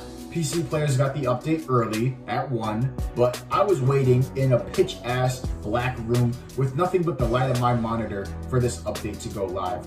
But back to my Arena story, I went to the Fortilla, Rickety Rig, and Sweaty Sands, which were all on fucking rafts. I see sharks swimming the fuck around. My ass is barely walking as much as I am swimming. I finally went to Steamy Sacks and raged the fuck off this game. And if you remember that live stream, you are a G. But I mean, I think I fucking pickaxed the middle of Steamy and I landed in the factory, but below me was water. There was another nigga there. My black ass got killed because there's nothing I could do. I couldn't even get up from the fucking thing because I was in the middle of water, my nigga. I happily tossed my trifling ass, drifting ass, piece of shit DualShock 4 controller and went on vacation the next fucking week. I actually think I made a video sort of like this, like my first Fortnite downfall documentary, but I didn't write a script to it and I was just going off the dome and it had a really terrible flow, which is why I never ended up editing or uploading that video. It brought millions of people.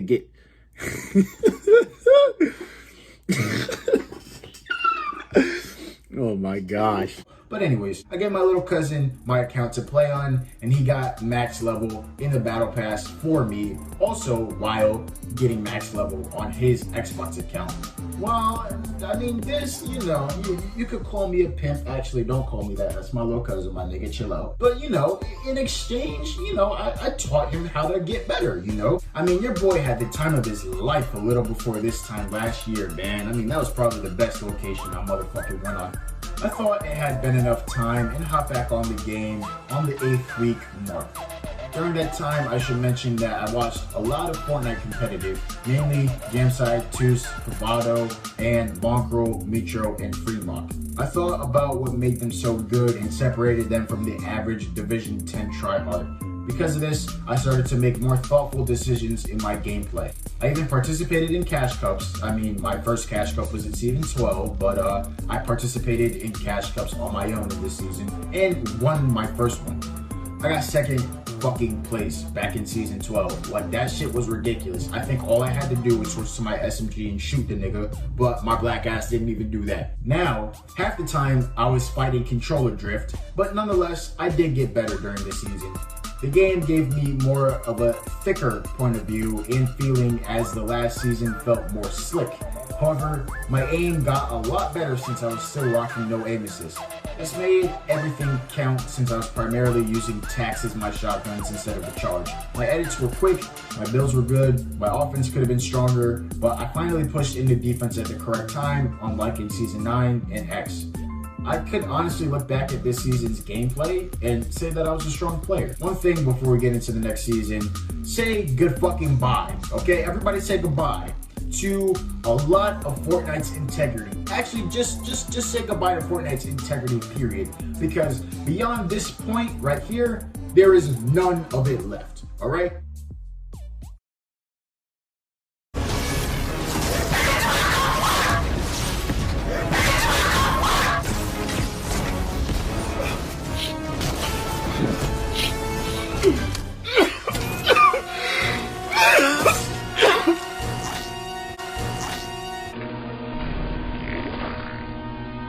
Tripping, bro. You tripping.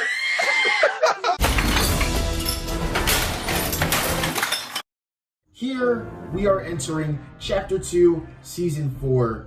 This is now the beginning of the Great Depression of Fortnite. Chapter 4 to this day is the Great Depression of Fortnite. So at the end of Season 13, there was a fucking comic book on Fortnite's Battle Pass screen. It didn't make me laugh, even though it was a comic book. Oh well.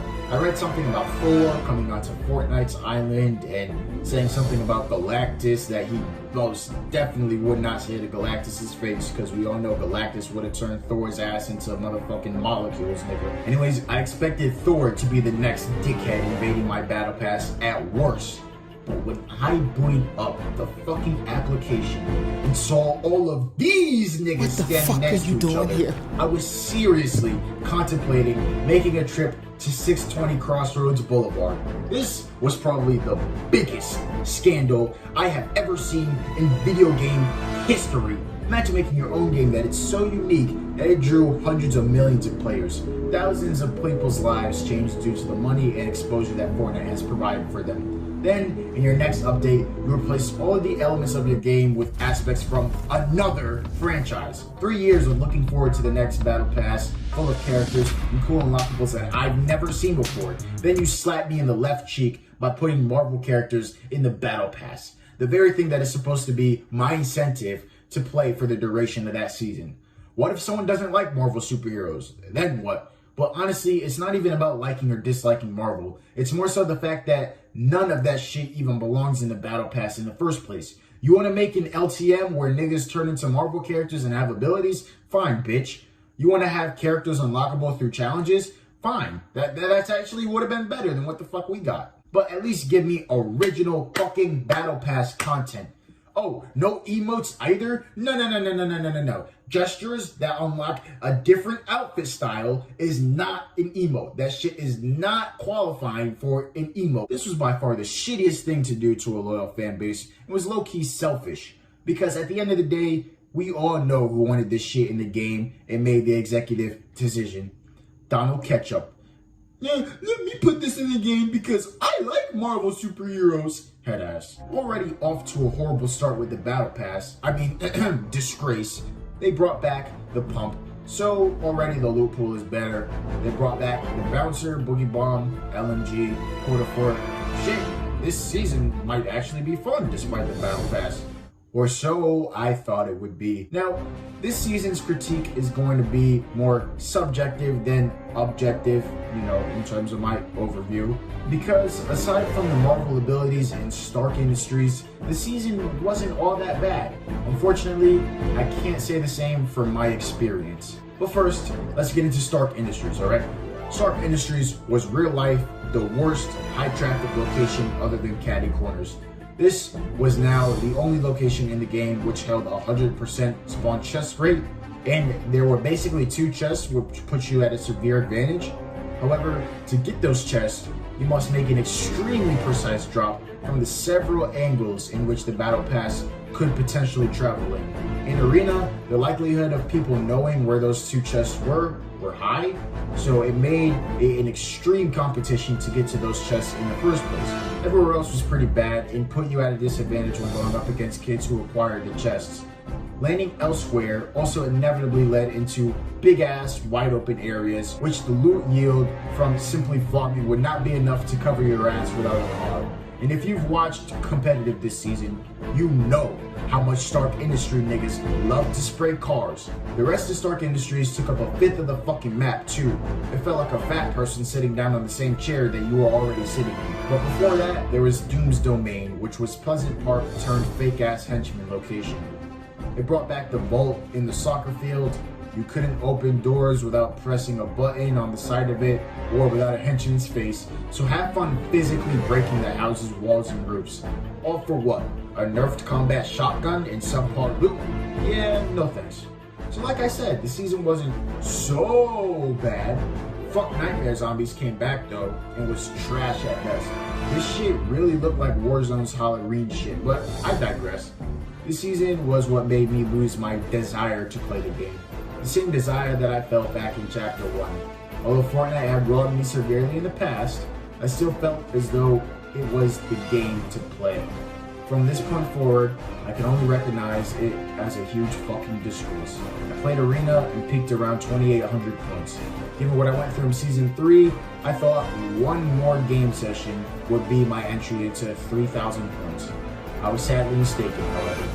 In a montage that is up on your screen now, I went from 1,900 points, then in a couple of games back to 2,300 points. This was all scattered since I wasn't playing the game that often.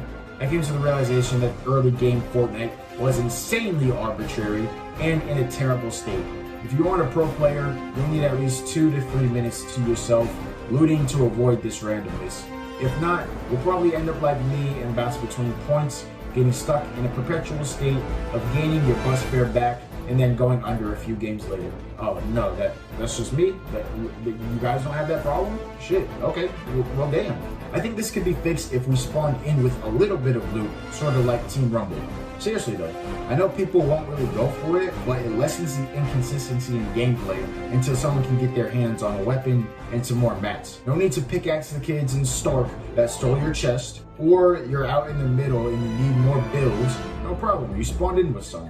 I remember people complaining about the fact that Fortnite games go by too quickly and they even wanted 125 players in the game. Spawning in with loot would fix that shit too. But on to my reflection. In hindsight, I think it was time to turn aim assist back on.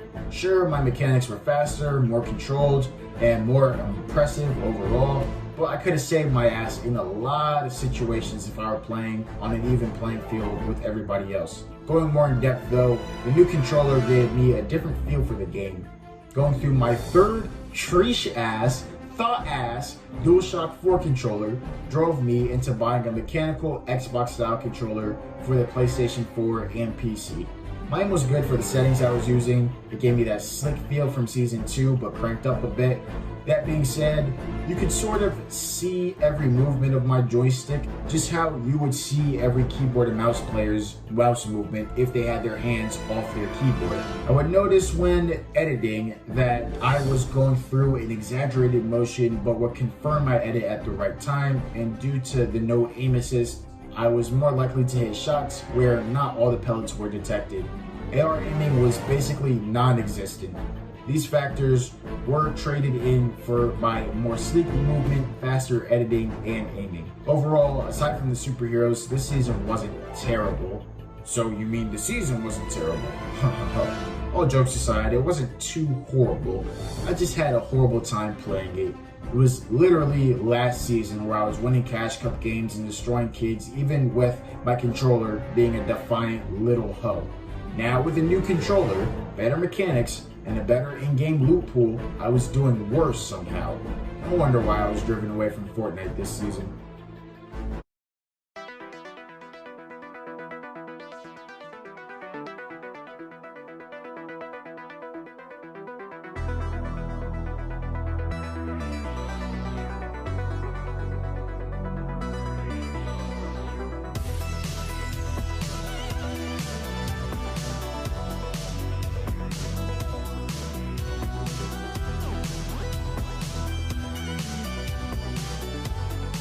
Chapter 2, Season 5. Whoa, fuck this ugly ass battle pass. That shit looks dirty as hell. That shit looks nasty. Chapter 2, Season 5, also known as Season 15, was the 15th season in Fortnite. It started on December 2nd, 2020, and was concluded on March 15th, 2021.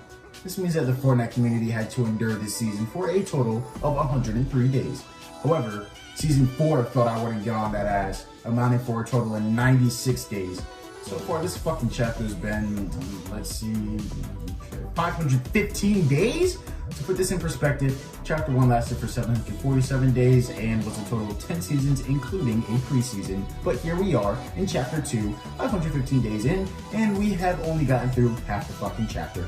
By the end of Season 7, which is now, we will have roughly 700 days of Chapter 2. So halfway through Season 8, which is now, my bad, I was capping before, and we will have played Chapter 2 for the same amount of time that we played Chapter 1. Nigga, if that isn't sad, then... well, let's stop adding up days and dates and let's get on with the season. This season was so bad, Mongrel didn't even play it. This season was so bad, I dropped a Fortnite documentary in the middle of it.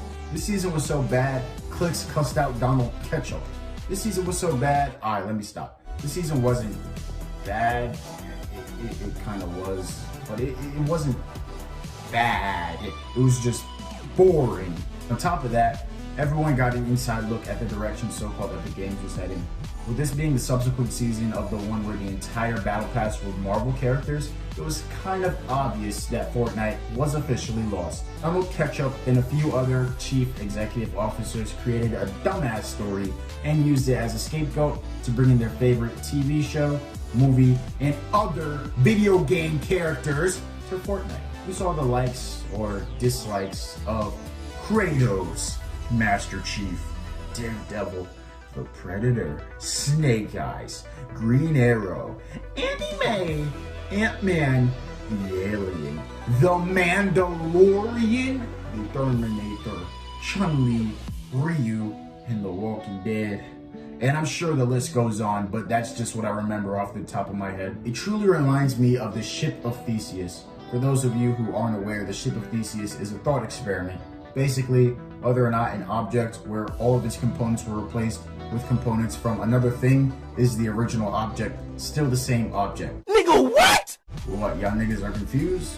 Alright, let's say if I had a Rubik's Cube and replaced all of the individual cubes with individual cubes from another Rubik's Cube, right? Would my original Rubik's Cube that I crafted, would it still fundamentally be the same Rubik's Cube? Remember when Fortnite made their own skins that no one ever saw before? Ones that we could get excited for? Ones with goofy personalities and cool characteristics. Now, look what they're doing. Obvious cash grabs just because they have the status of being the most popular game in the world. This isn't even peak Fortnite though in terms of numbers. When they peaked and made a couple billion in a month, I still didn't see this kind of sellout shit. And don't act like niggas asked for this, because they didn't. No one asked you to play the games with characters from other games, TV shows, and movies. The worst thing about it is that they're in the game solely because some developers like the characters. They do absolutely nothing for the story or for the game itself. If the game had an actual storyline where the characters teamed up with the real Fortnite characters in an event that changes the story of the game, I will be more on board, I guess. At least they would have a reason other than to sell out and to pander to the 0.001% of Fortnite players that would potentially like the skins. Shit, I fuck with Daredevil, I fuck with Ant-Man. But does that mean I want to buy those skins in Fortnite? Hell no. Maybe that's just me though. But I digress again. Let's get into the season. Cash grab aside, the season was still boring as fuck.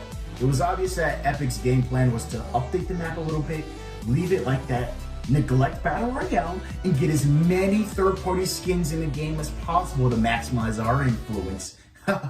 Good plan, Donald Ketchup, man. Give me 5, dude. Yo, you know I enjoy watching this game more than I do playing it.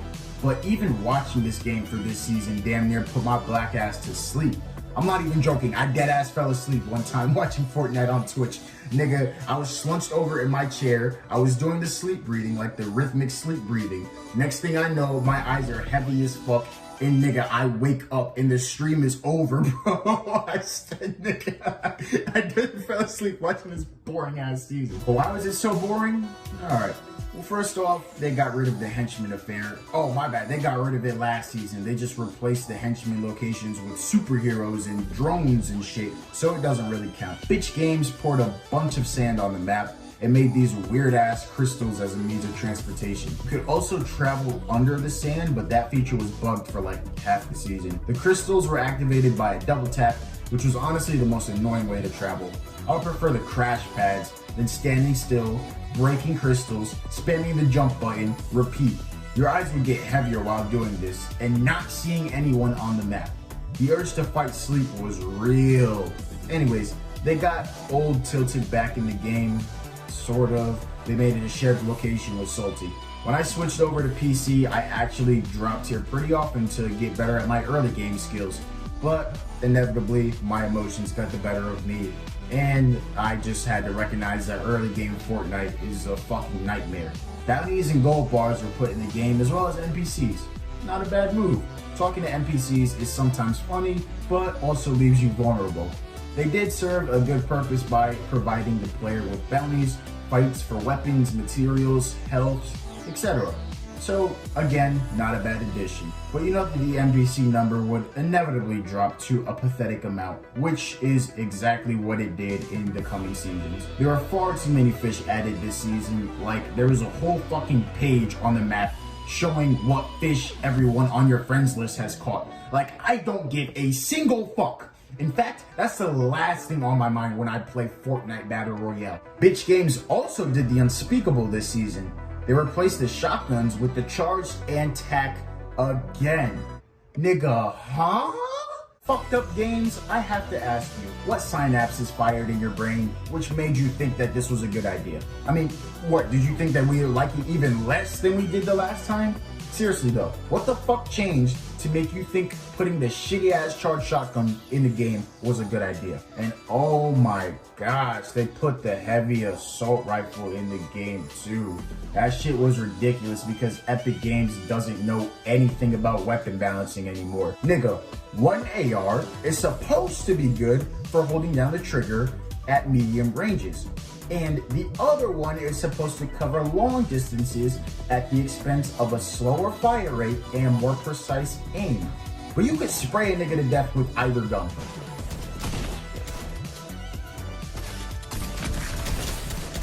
When's the Imagine being that fucking lucky and at the same time. You literally have no fucking skill. This is...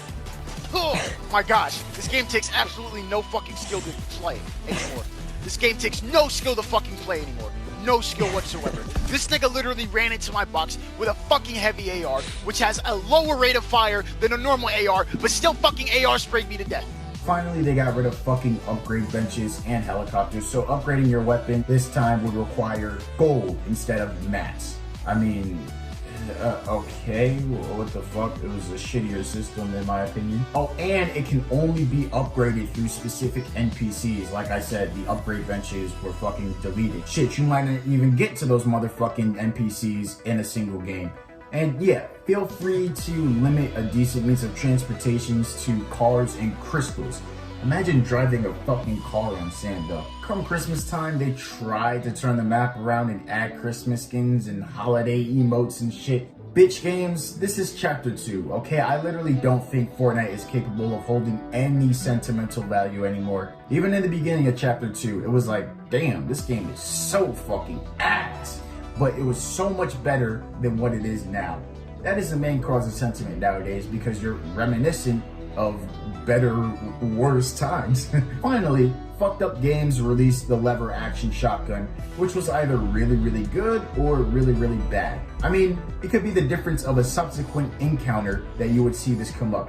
For example, I went on a fucking tangent one time and cleared salty towers with my lever action. Then, while rotating out, I boxed somebody, motherfucking raised my crosshairs to this nigga's dome, and hit him for 30. And you know damn well I got SMG sprayed to death, because that's the only thing controller players with aim assist know how to do. Finally, we'll get into my personal qualms with the game. Now, Season 4 made me lose my passion, but this season made me lose my fucking mind. I fucking reset the wall! First of all, the no aim assist business truly fucked me up. I didn't realize that this wasn't Season 3, and not having aim assist was really fucking me over. This was the fastest and most fluid I had been, translating to more speed and aim in my movement, but I would hit for half the damage that I would if I were using aim assist. They're scared as fuck. Yeah, he's probably resin, go, go, go.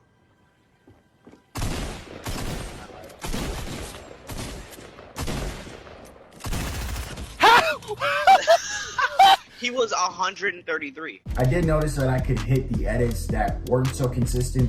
I could always peanut butter in Season 2, but now I can do that shit with my eyes closed.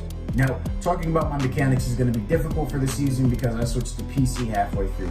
Because of this, I had about 4 different looks to my gameplay. I'll compartmentalize these as console no aim assist, then PC no aim assist, then PC aim assist, and then temporary settings. Playing against Vendrell and Prince, the 2 PC tryhards on my friends list, made me reanalyze what I was doing, which was a good thing, especially Vendrell, because before he got the PC, I would literally beat his ass with no audio. This is when we were both on console. The gap between our skill level was high, but he quickly closed that shit with his new PC. This kid was now shitting on me, even with me being on PC. It was frustrating because I recognized that his mouse was the main reason why he was winning, but more on that later. Nah, more on that right this second. Let FaZe Sway explain this shit to you. So like, chat, imagine you're playing some game, right? And you're like just fucking on this kid, like literally just shitting on him. Like it's not even close. Like you're just shitting on him, blah blah blah.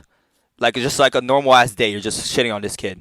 Like, not even close. A year later, he fucking shits on you, all over you. Like, not even, like, he just shits on you. Like, bro, that would be so weird, right? Yeah, but lucky for me, I'm still smarter. Nigga, watch this. Edit. Hit the folks. What are you talking about? Back the fuck up, nigga. Get out that box right this second. Push that motherfucker. And I was still getting used to fucking keyboard at this point. Bop!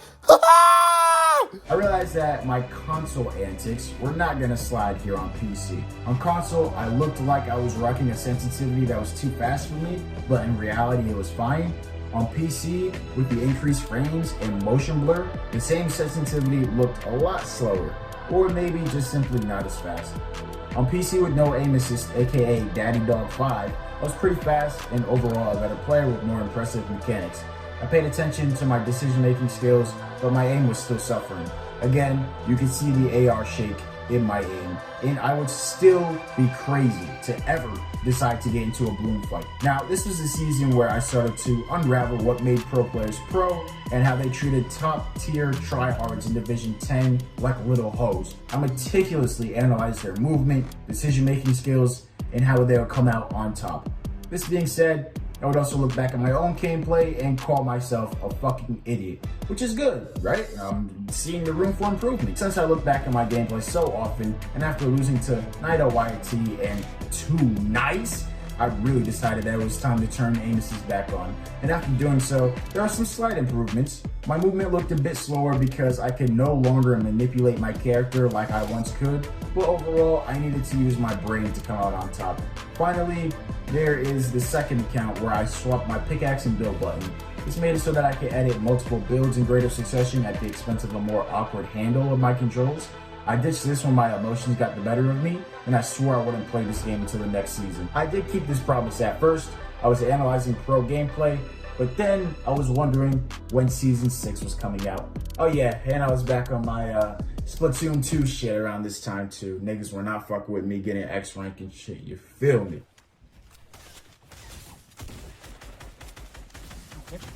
How dare?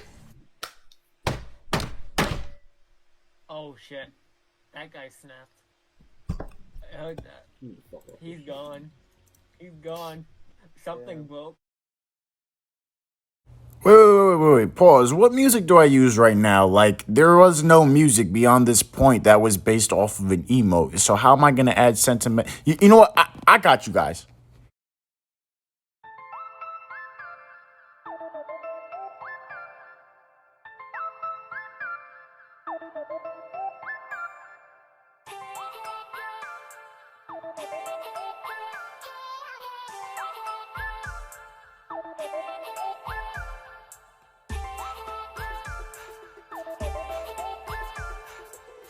Chapter 2, Season 6. It's an improvement, but it's not hard to improve on garbage, head ass. This season was... The funny thing about it was how Epic Games swore this season was the shit. They gave us a new story at the beginning, which would later just get abandoned anyways.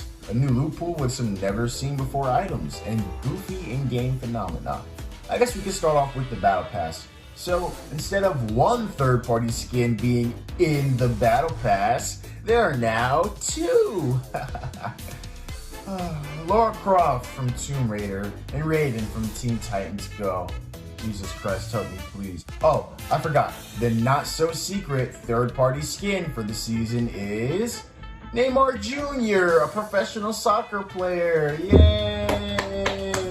What the actual fuck is this game? Aside from this though, I can't really complain. Oh, wait, no new emotes besides gestures? Wow. This is the tier 100 skin? Damn, nigga! I guess Catheter Games saw what I did to Gabriel on YouTube and put 2 of his skins in the Battle Pass because they felt bad. 6 tiers are selectable styles, all new emotes aren't actually emotes, and there are 3 sellout skins. Yeah, I'll give this Battle Pass an L for antics. But you know, even though this Battle Pass is an L for antics, it's like more genuine than the other 2 fucking seasons of Battle Pass they put out. Which is, I mean, for that, like, how do you sink that low? For additional changes, there were animals such as wolves, boars, chickens, and frogs. Surprisingly, I kinda like these. They gave off meat when killed, which was 25 health apiece. Basically, half a flopper, twice a bandage. All snipers were replaced with bows. I like the stink bow, mechanical bow, and primal bow, even though I couldn't tell the difference between the latter of the 2. The fire bow and the shockwave bow. I mean, now you're doing too much. There are also primal weapons, basically ass versions of guns that were already in the game with better sound effects. Between this, the new fish, and the new crafting system, this season bolstered a good amount of new changes.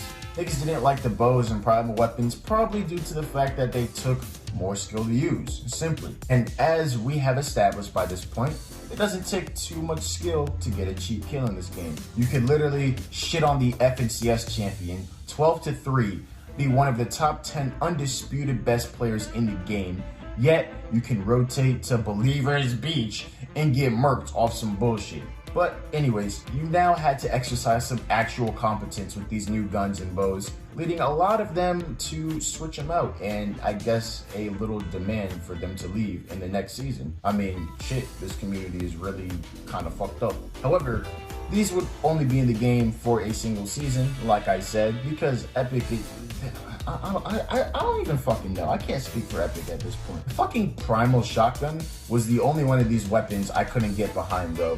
Pre-nerf, it was really hit or miss. Either a retarded version of the drum shotgun in the good way, or a retarded version of the drum shotgun in a bad way. Post-nerf, it was absolutely unusable. Let's get into the topic of crafting though. It's not a horrible concept, which is why the next season, season 7, does it better in my opinion. In season 6, the pump returned and the charged shotgun was removed. There came a twist, however. In the beginning of the season, the likelihood of you finding a pump shotgun off rip was very low. Instead, there was something called the makeshift shotgun. Now, makeshifts were a line of weapons when crafted could either make a regular weapon or a primal weapon. To make a primal weapon, you will need bones from killed animals. To make a normal weapon, you would need gears, which could be found by farming cars. With the makeshift shotgun, however, the ammo capacity was at 2. The process of picking up this shitty ass shotgun, spend 5 to 10 minutes on pickaxing cars just to upgrade my makeshift into a normal pump was so fucking aggravating. It honestly made me stop playing the season for about 7 weeks. Gabriel let me know when the makeshift had 3 bullets instead of 2, as though that would make me get back on the game. This was the season where I grinded the fuck out of Splatoon 2 and never looked back. My mechanics got more PC appropriate. I started to apply my analysis of the game into my own gameplay. I have the pro mindset.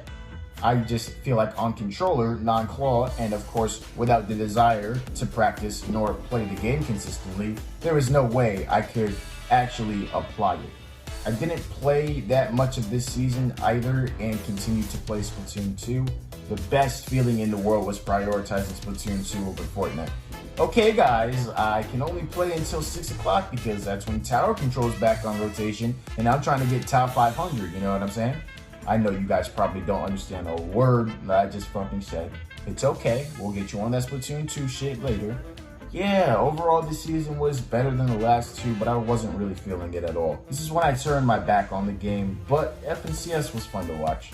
I'll say this, if Fortnite made a battle pass like this every season, the ambitious changes to the loot pool by adding in new and relatively balanced weapons like this in the season, and held back on the sellout shit like the NBA and everything in general that we saw this season, I wouldn't be that upset with the game at this point.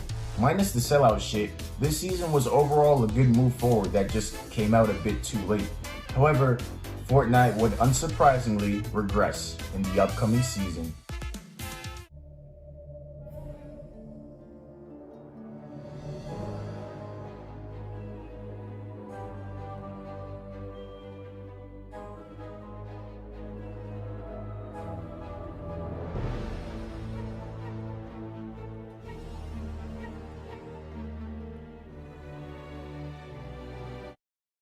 Chapter 2 Season 7.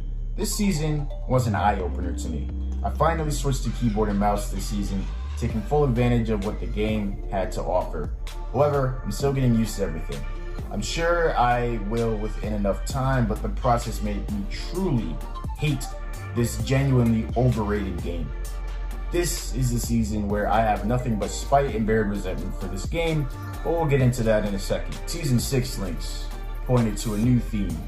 Aliens. Oh my gosh. Now, shit-stained games had put some wild shit in Fortnite that had no business being there in the first place. Travis Scott, Mex, the Charged Shotgun, Ariana Grande, but this shit takes the cake. I saw some suspect-ass thumbnails of Fortnite characters being grabbed by a flying saucer. The title of the videos were like, "They're coming," or "Getting ready for Season 7. Nah, the only thing that you're getting ready for is to have your ass eaten out by an extraterrestrial. Oh, and they're coming, alright, if you know what I mean. Anyways, this is more cringy than those mouth wide open thumbnails like someone's getting ready for... Alright, I'll save that one for another video. The first out of many things that I regret laying sights on upon updating the game was the fucking trailer. They put in all this work suggesting a storyline, which we all know damn well is never going to come to light in the actual game. Number 2, what the fuck? What is this fat ass UFO doing on top of the map? This shit is not doing anything. Like, why the fuck is it here? Number 3, Rick Sanchez. And y'all motherfuckers might be Rick and Morty fans, but it doesn't mean Epic Games isn't selling the fuck out again. Remember when they made their own? Alright, you guys get it at this point. Number 4, Aliens. Nigga, come on now. Number 5, Superman. Nigga, if you don't get some kryptonite and get that nigga the fuck off this fucking game, they thought this nigga playing as Batman was supposed to be funny or some shit. Nigga, why are you in the game to begin with? What the fuck are you doing here? Number 6, everything the fuck else. I shit you not, I almost threw up when I saw this battle pass. Nigga, this is by far the worst battle pass in any game, period. Fuck Fortnite, just any game, period. What the fuck was Catheter Games thinking? Sure, they had better ethics this time around by putting one-handed pickaxes in the battle pass, as well as being able to choose which items you wanted in a specific page, but these items are fucking horrible. Look at this shit. This might be worse than the Season 14 Battle Pass. Definitely uglier. I haven't bought the Battle Pass yet. Me either. So bad. What did you say, nigga? JK, it's so good. I love the Battle Pass. I mean, there's not one good skin in that bitch. Yes, including Rick and Superman. And I don't care about these fanboys that are probably gonna defend these motherfucking characters. As for in-game, like the thumbnail suggested, there are flying saucers that will snatch you the fuck around and fucking do some wild shit. Then they act like it's a fun way of getting around the map by controlling this fat-ass UFO. It's not like it's a plane or a chopper. It's a fucking flying saucer. Like, fuck that shit. They removed pretty much all of the half-interesting things they introduced last season, including bows, mechanical parts, animal bones, the makeshift and primal weapons. So the question arises, what do we have to suffice? What enjoyable items are in our loot pool now? The ray gun, the inflatable, the plasma cannon. I'm about to be done reviewing this fucked up season right now if you keep continuing off this motherfucking list. All the fancy shit is taken out of Arena, so playing Arena is basically playing an old ass, boring ass, uninteresting ass version of Fortnite. Furthermore, there is no main high traffic location, so therefore the game paces very oddly. Like, it's difficult for pro players to drop 20 bombs in Division 1 lobbies. Ever since Tilted Towers, there was a high traffic location. Let's see, there was Tilted, Dusty, Tilted again, Neo Tilted, Gotham City, basically Tilted. Then there was the Agency, Authority, Stark Industries, Tilted Salty Towers, The Spire, and now nothing. It's one of the less problematic things compared to what we've been talking about throughout the course of this video, but it's still something worth mentioning. Yeah, there actually isn't much more I'd like to say about this season. I mean, I've been shitting on this game for the entire video. I mean, I can't put too much negativity into one video, you know what I'm saying? The Ariana Grande event was really stupid in my opinion, as well as the fact that you can get abducted into playing a separate mini game in public games, my nigga. Like, come on, nobody wants to do all this shit. I'll give credit where credit is due and say that the game does a better job of making sure that there are heals, ARs, a shotgun, and a secondary weapon all in one house, which was one of my critiques in my first documentary. But this is the season where, again, I had to take into the fact that fucking early game is so inconsistent. Point of view, you landed Believers Beach, and you're not a pro player. Great, I'm glad we're on the same page with this one, alright? I'm glad you understand exactly what I'm talking about now.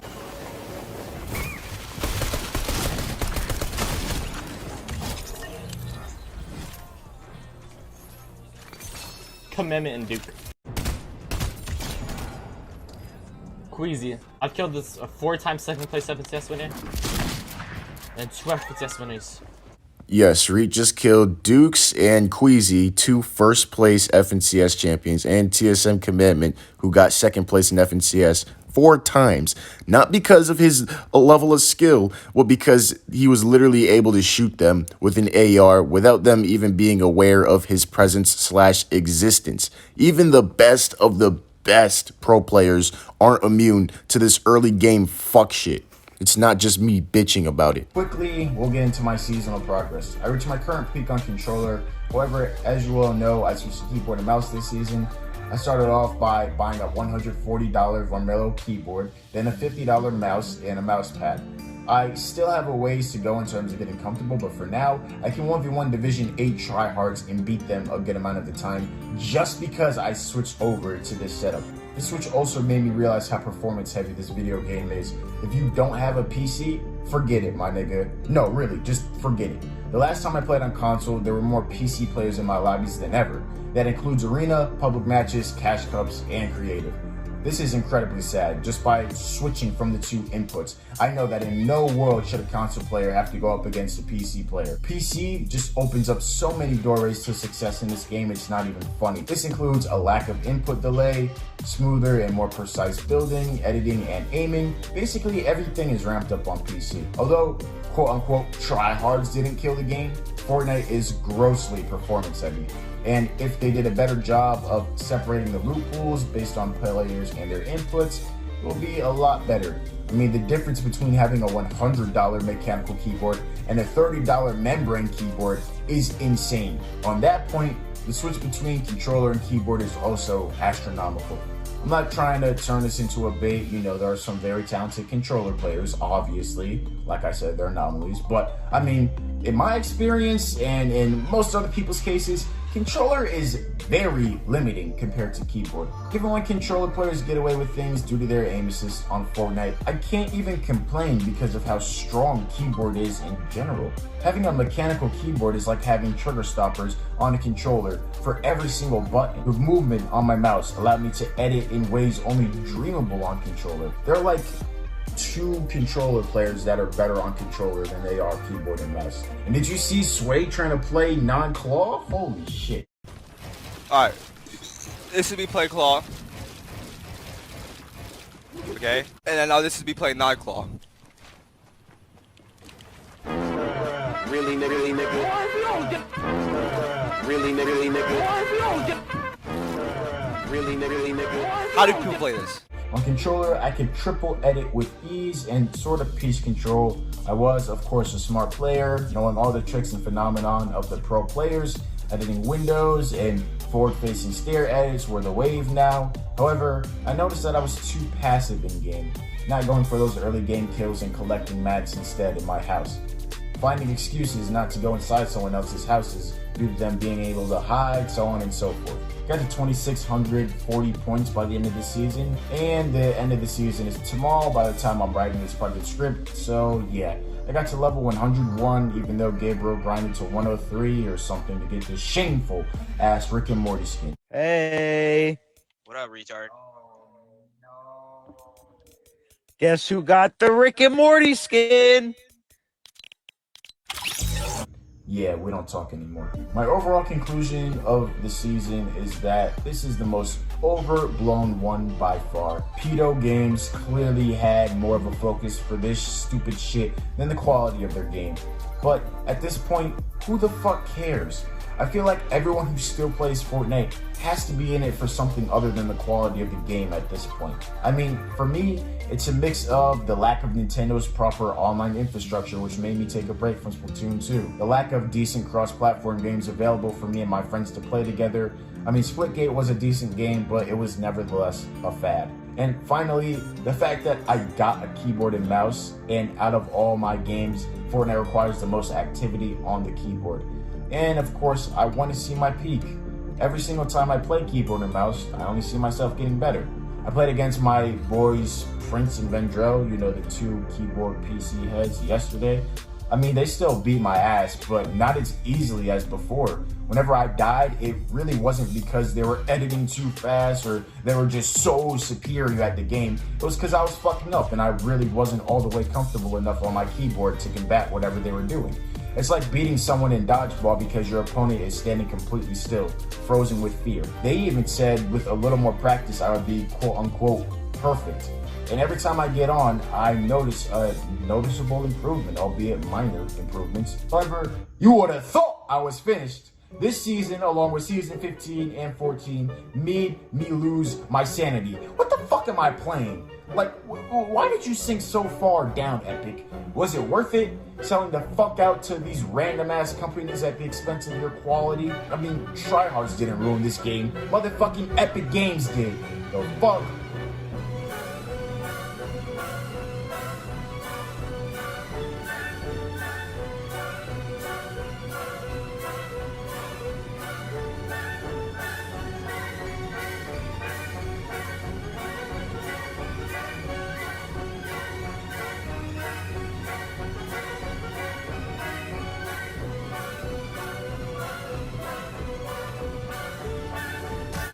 Chapter 2, Season 8. By the time I write this part of the script, it will be one day until Season 8 was released. And by the time I'm editing this part of the video, Season 8 would have been out for a month. It's crazy how time flies when you're working hard, isn't it? Hopefully you guys enjoy. Let's continue. Obviously, me saying that shit to you, we're like in the middle of Season 3, like a week in, but you know what I'm saying. They changed the theme of the game up a little bit. Maybe with a tropical / volcanic element like they did in the last chapter? Will the loot pool get better? Will we see a decrease in third-party characters this time around? Will the battle pass be good? Or will Naruto be in this shit? Will Epic Games fix a bunch of things that don't need fixing? Will the theme be retarded? Well, Epic Games continue to virtue signal to protect the communities who likely don't even play this game instead of fixing this game? Will the battle pass be riddled with third-party skins? We shall find all of this out tomorrow. Put your predictions in the comment section down below. Oh, wait. We're in the middle of season 8 right now. Like, there's no fucking point. You guys already know the answer. So, I woke up, Chris Breezy. No, I'm just playing. I woke up in season 8 about 5 o'clock because I had school anyways. And, I mean, the battle pass is, I guess decent. Although we get another sellout skin from Marvel as our tier 100. It just goes to show how much Fortnite has changed for the worse. Back in the day, a new tier 100 skin like the Omega, Ragnarok, and Dire was something that you would just get hyped for, you know what I'm saying? It was something that made you want to grind out the battle pass to the fullest extent. Now it's just Rick from Rick and Morty and now fucking Carnage. This season in particular just looks like they added a whole bunch of shit without any rhyme or reason. I know Period Blood Games thought they fucked it up with this season, but they truly did not. The battle pass, again, it's better than the fucking last one we had. The skins just look like they were made to be on the background of an FNCS card though. But to be honest, I'm not about to tear into the season like y'all thought I would and like how you probably wanted me to. It's just the same shit with a different number. Fortnite is and has been dead to me in terms of quality and excitement. Nigga, I still play Breath of the Wild to this day without fatigue, and it's been out longer than Fortnite has. And that's a single player game. Fortnite is no longer a game where we have these goofy ass, funny character dynamics, cartoonish graphics, and balanced weapons. Sure, mechanics are at an all-time high, and the strive to become better comes with every season. However, the content that shapes the game and the gameplay experience has become parasitic. Because I'm not doing an overall seasonal conclusion, I'll give you the overall conclusion.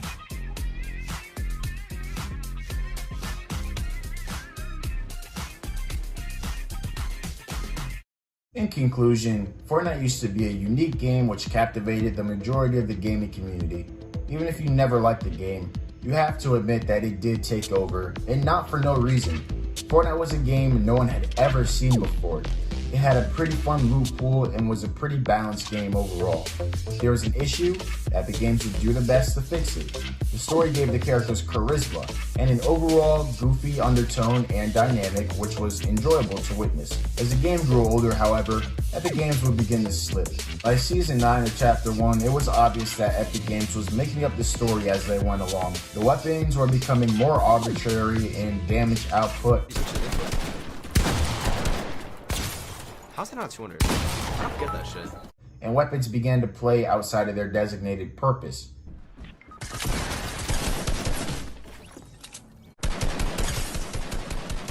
Wait a minute! When's the right in here? Yo!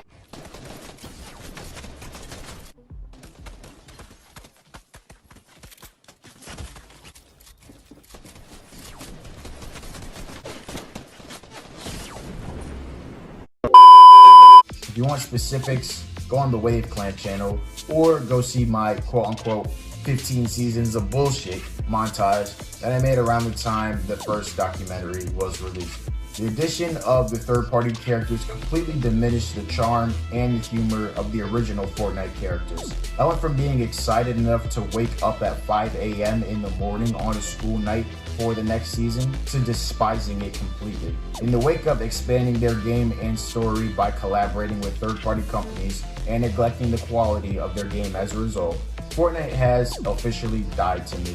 I don't think playing a game where most of my experience is hitting someone for an inconsistent amount of damage, fighting the early game randomness, and grinding for a skin I saw on a TV show is worth my time. I made the self-prediction that by 2022 with Breath of the Wild 2, Splatoon 3, and several other cross-platform multiplayer titles on the rise, this game will be completely irrelevant to me. Hopefully I'm right and gaming actually takes a turn for the better. I'm not saying I'll never play this game again, because I always go back on at some point. However, most of my experience is negative. Although I see myself improving and I know that I'm mentally smarter than even the Division 8 players on my friends list, it doesn't show in-game. Sure, maybe if I stuck it out on keyboard and mouse, I would have become a fucking god at the game. But I don't think it was worth my mental health. Relatively, I'm much better at Splatoon 2, and although I rage at times, I still have a better experience on it overall. Since the weapons are actually balanced and things stay pretty consistent in the game, I can improve and the game lets me know that I am. However, fully piecing somebody in Fortnite and outthinking players on a semi-pro level just to get SMG sprayed to death doesn't really do much for my bus fare. My point is, I know I'm good, I just don't exercise that in game. And of course, it's not only the game's fault. I am learning an input that takes several months to master, but the inconsistency of the game doesn't help at all. At this point, Fortnite is not what I need in my life, and unfortunately, I've had to come to peace with the fact that this just isn't a quality game anymore like it used to be. I no longer have any expectations for the new season, or the new season's battle pass, or the new loot pool, because I just always get let down. Sure, Fortnite used to be a fun game once upon a time. It used to be a place where memories were made, a place where excitement brewed, and a journey no one would forget. But now, the game's focus has shifted, and at this point, I need to live in the present and accept the game for what it is now. Because I'm finally able to do that, I can now act accordingly and properly move on. If you enjoyed this video, make sure to let me know down in the comment section down below. Also, please support the video. Drop a like if you did enjoy. I just want to say thank you for the support on my last Fortnite documentary. I mean, it took a little bit, you know, it was like, you know, not getting a lot of views at first, but I was like, fuck this shit, bro. Y'all are gonna watch this shit. And maybe within 2 or 3 months down the line, we started to get a huge influx in views. So I appreciate that. A lot of you guys are subscribed for that. Trust me, I'm gonna be dropping mostly, for the most part, some more quality videos like this. Make sure to check out my other types of videos because, you know, there's a lot of that in between this. So just before you subscribe, make sure you like that kind of content. And even if you want to see more of me, go on my Twitch channel. You know, would not hurt to follow my Twitch channel at all. And the Inceptionist podcast, of course, if you want to see me hash it out, talk it out live with my boys, go on the Exceptionist podcast. And if you guys want to see all the behind the scenes, go on the Wave Clan channel.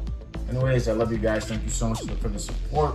I know this is a highly anticipated video. Make sure, again, to hit up the links in the description down below. That'll take care of everything. If you do that, you're goated. All right? I love you. Peace out.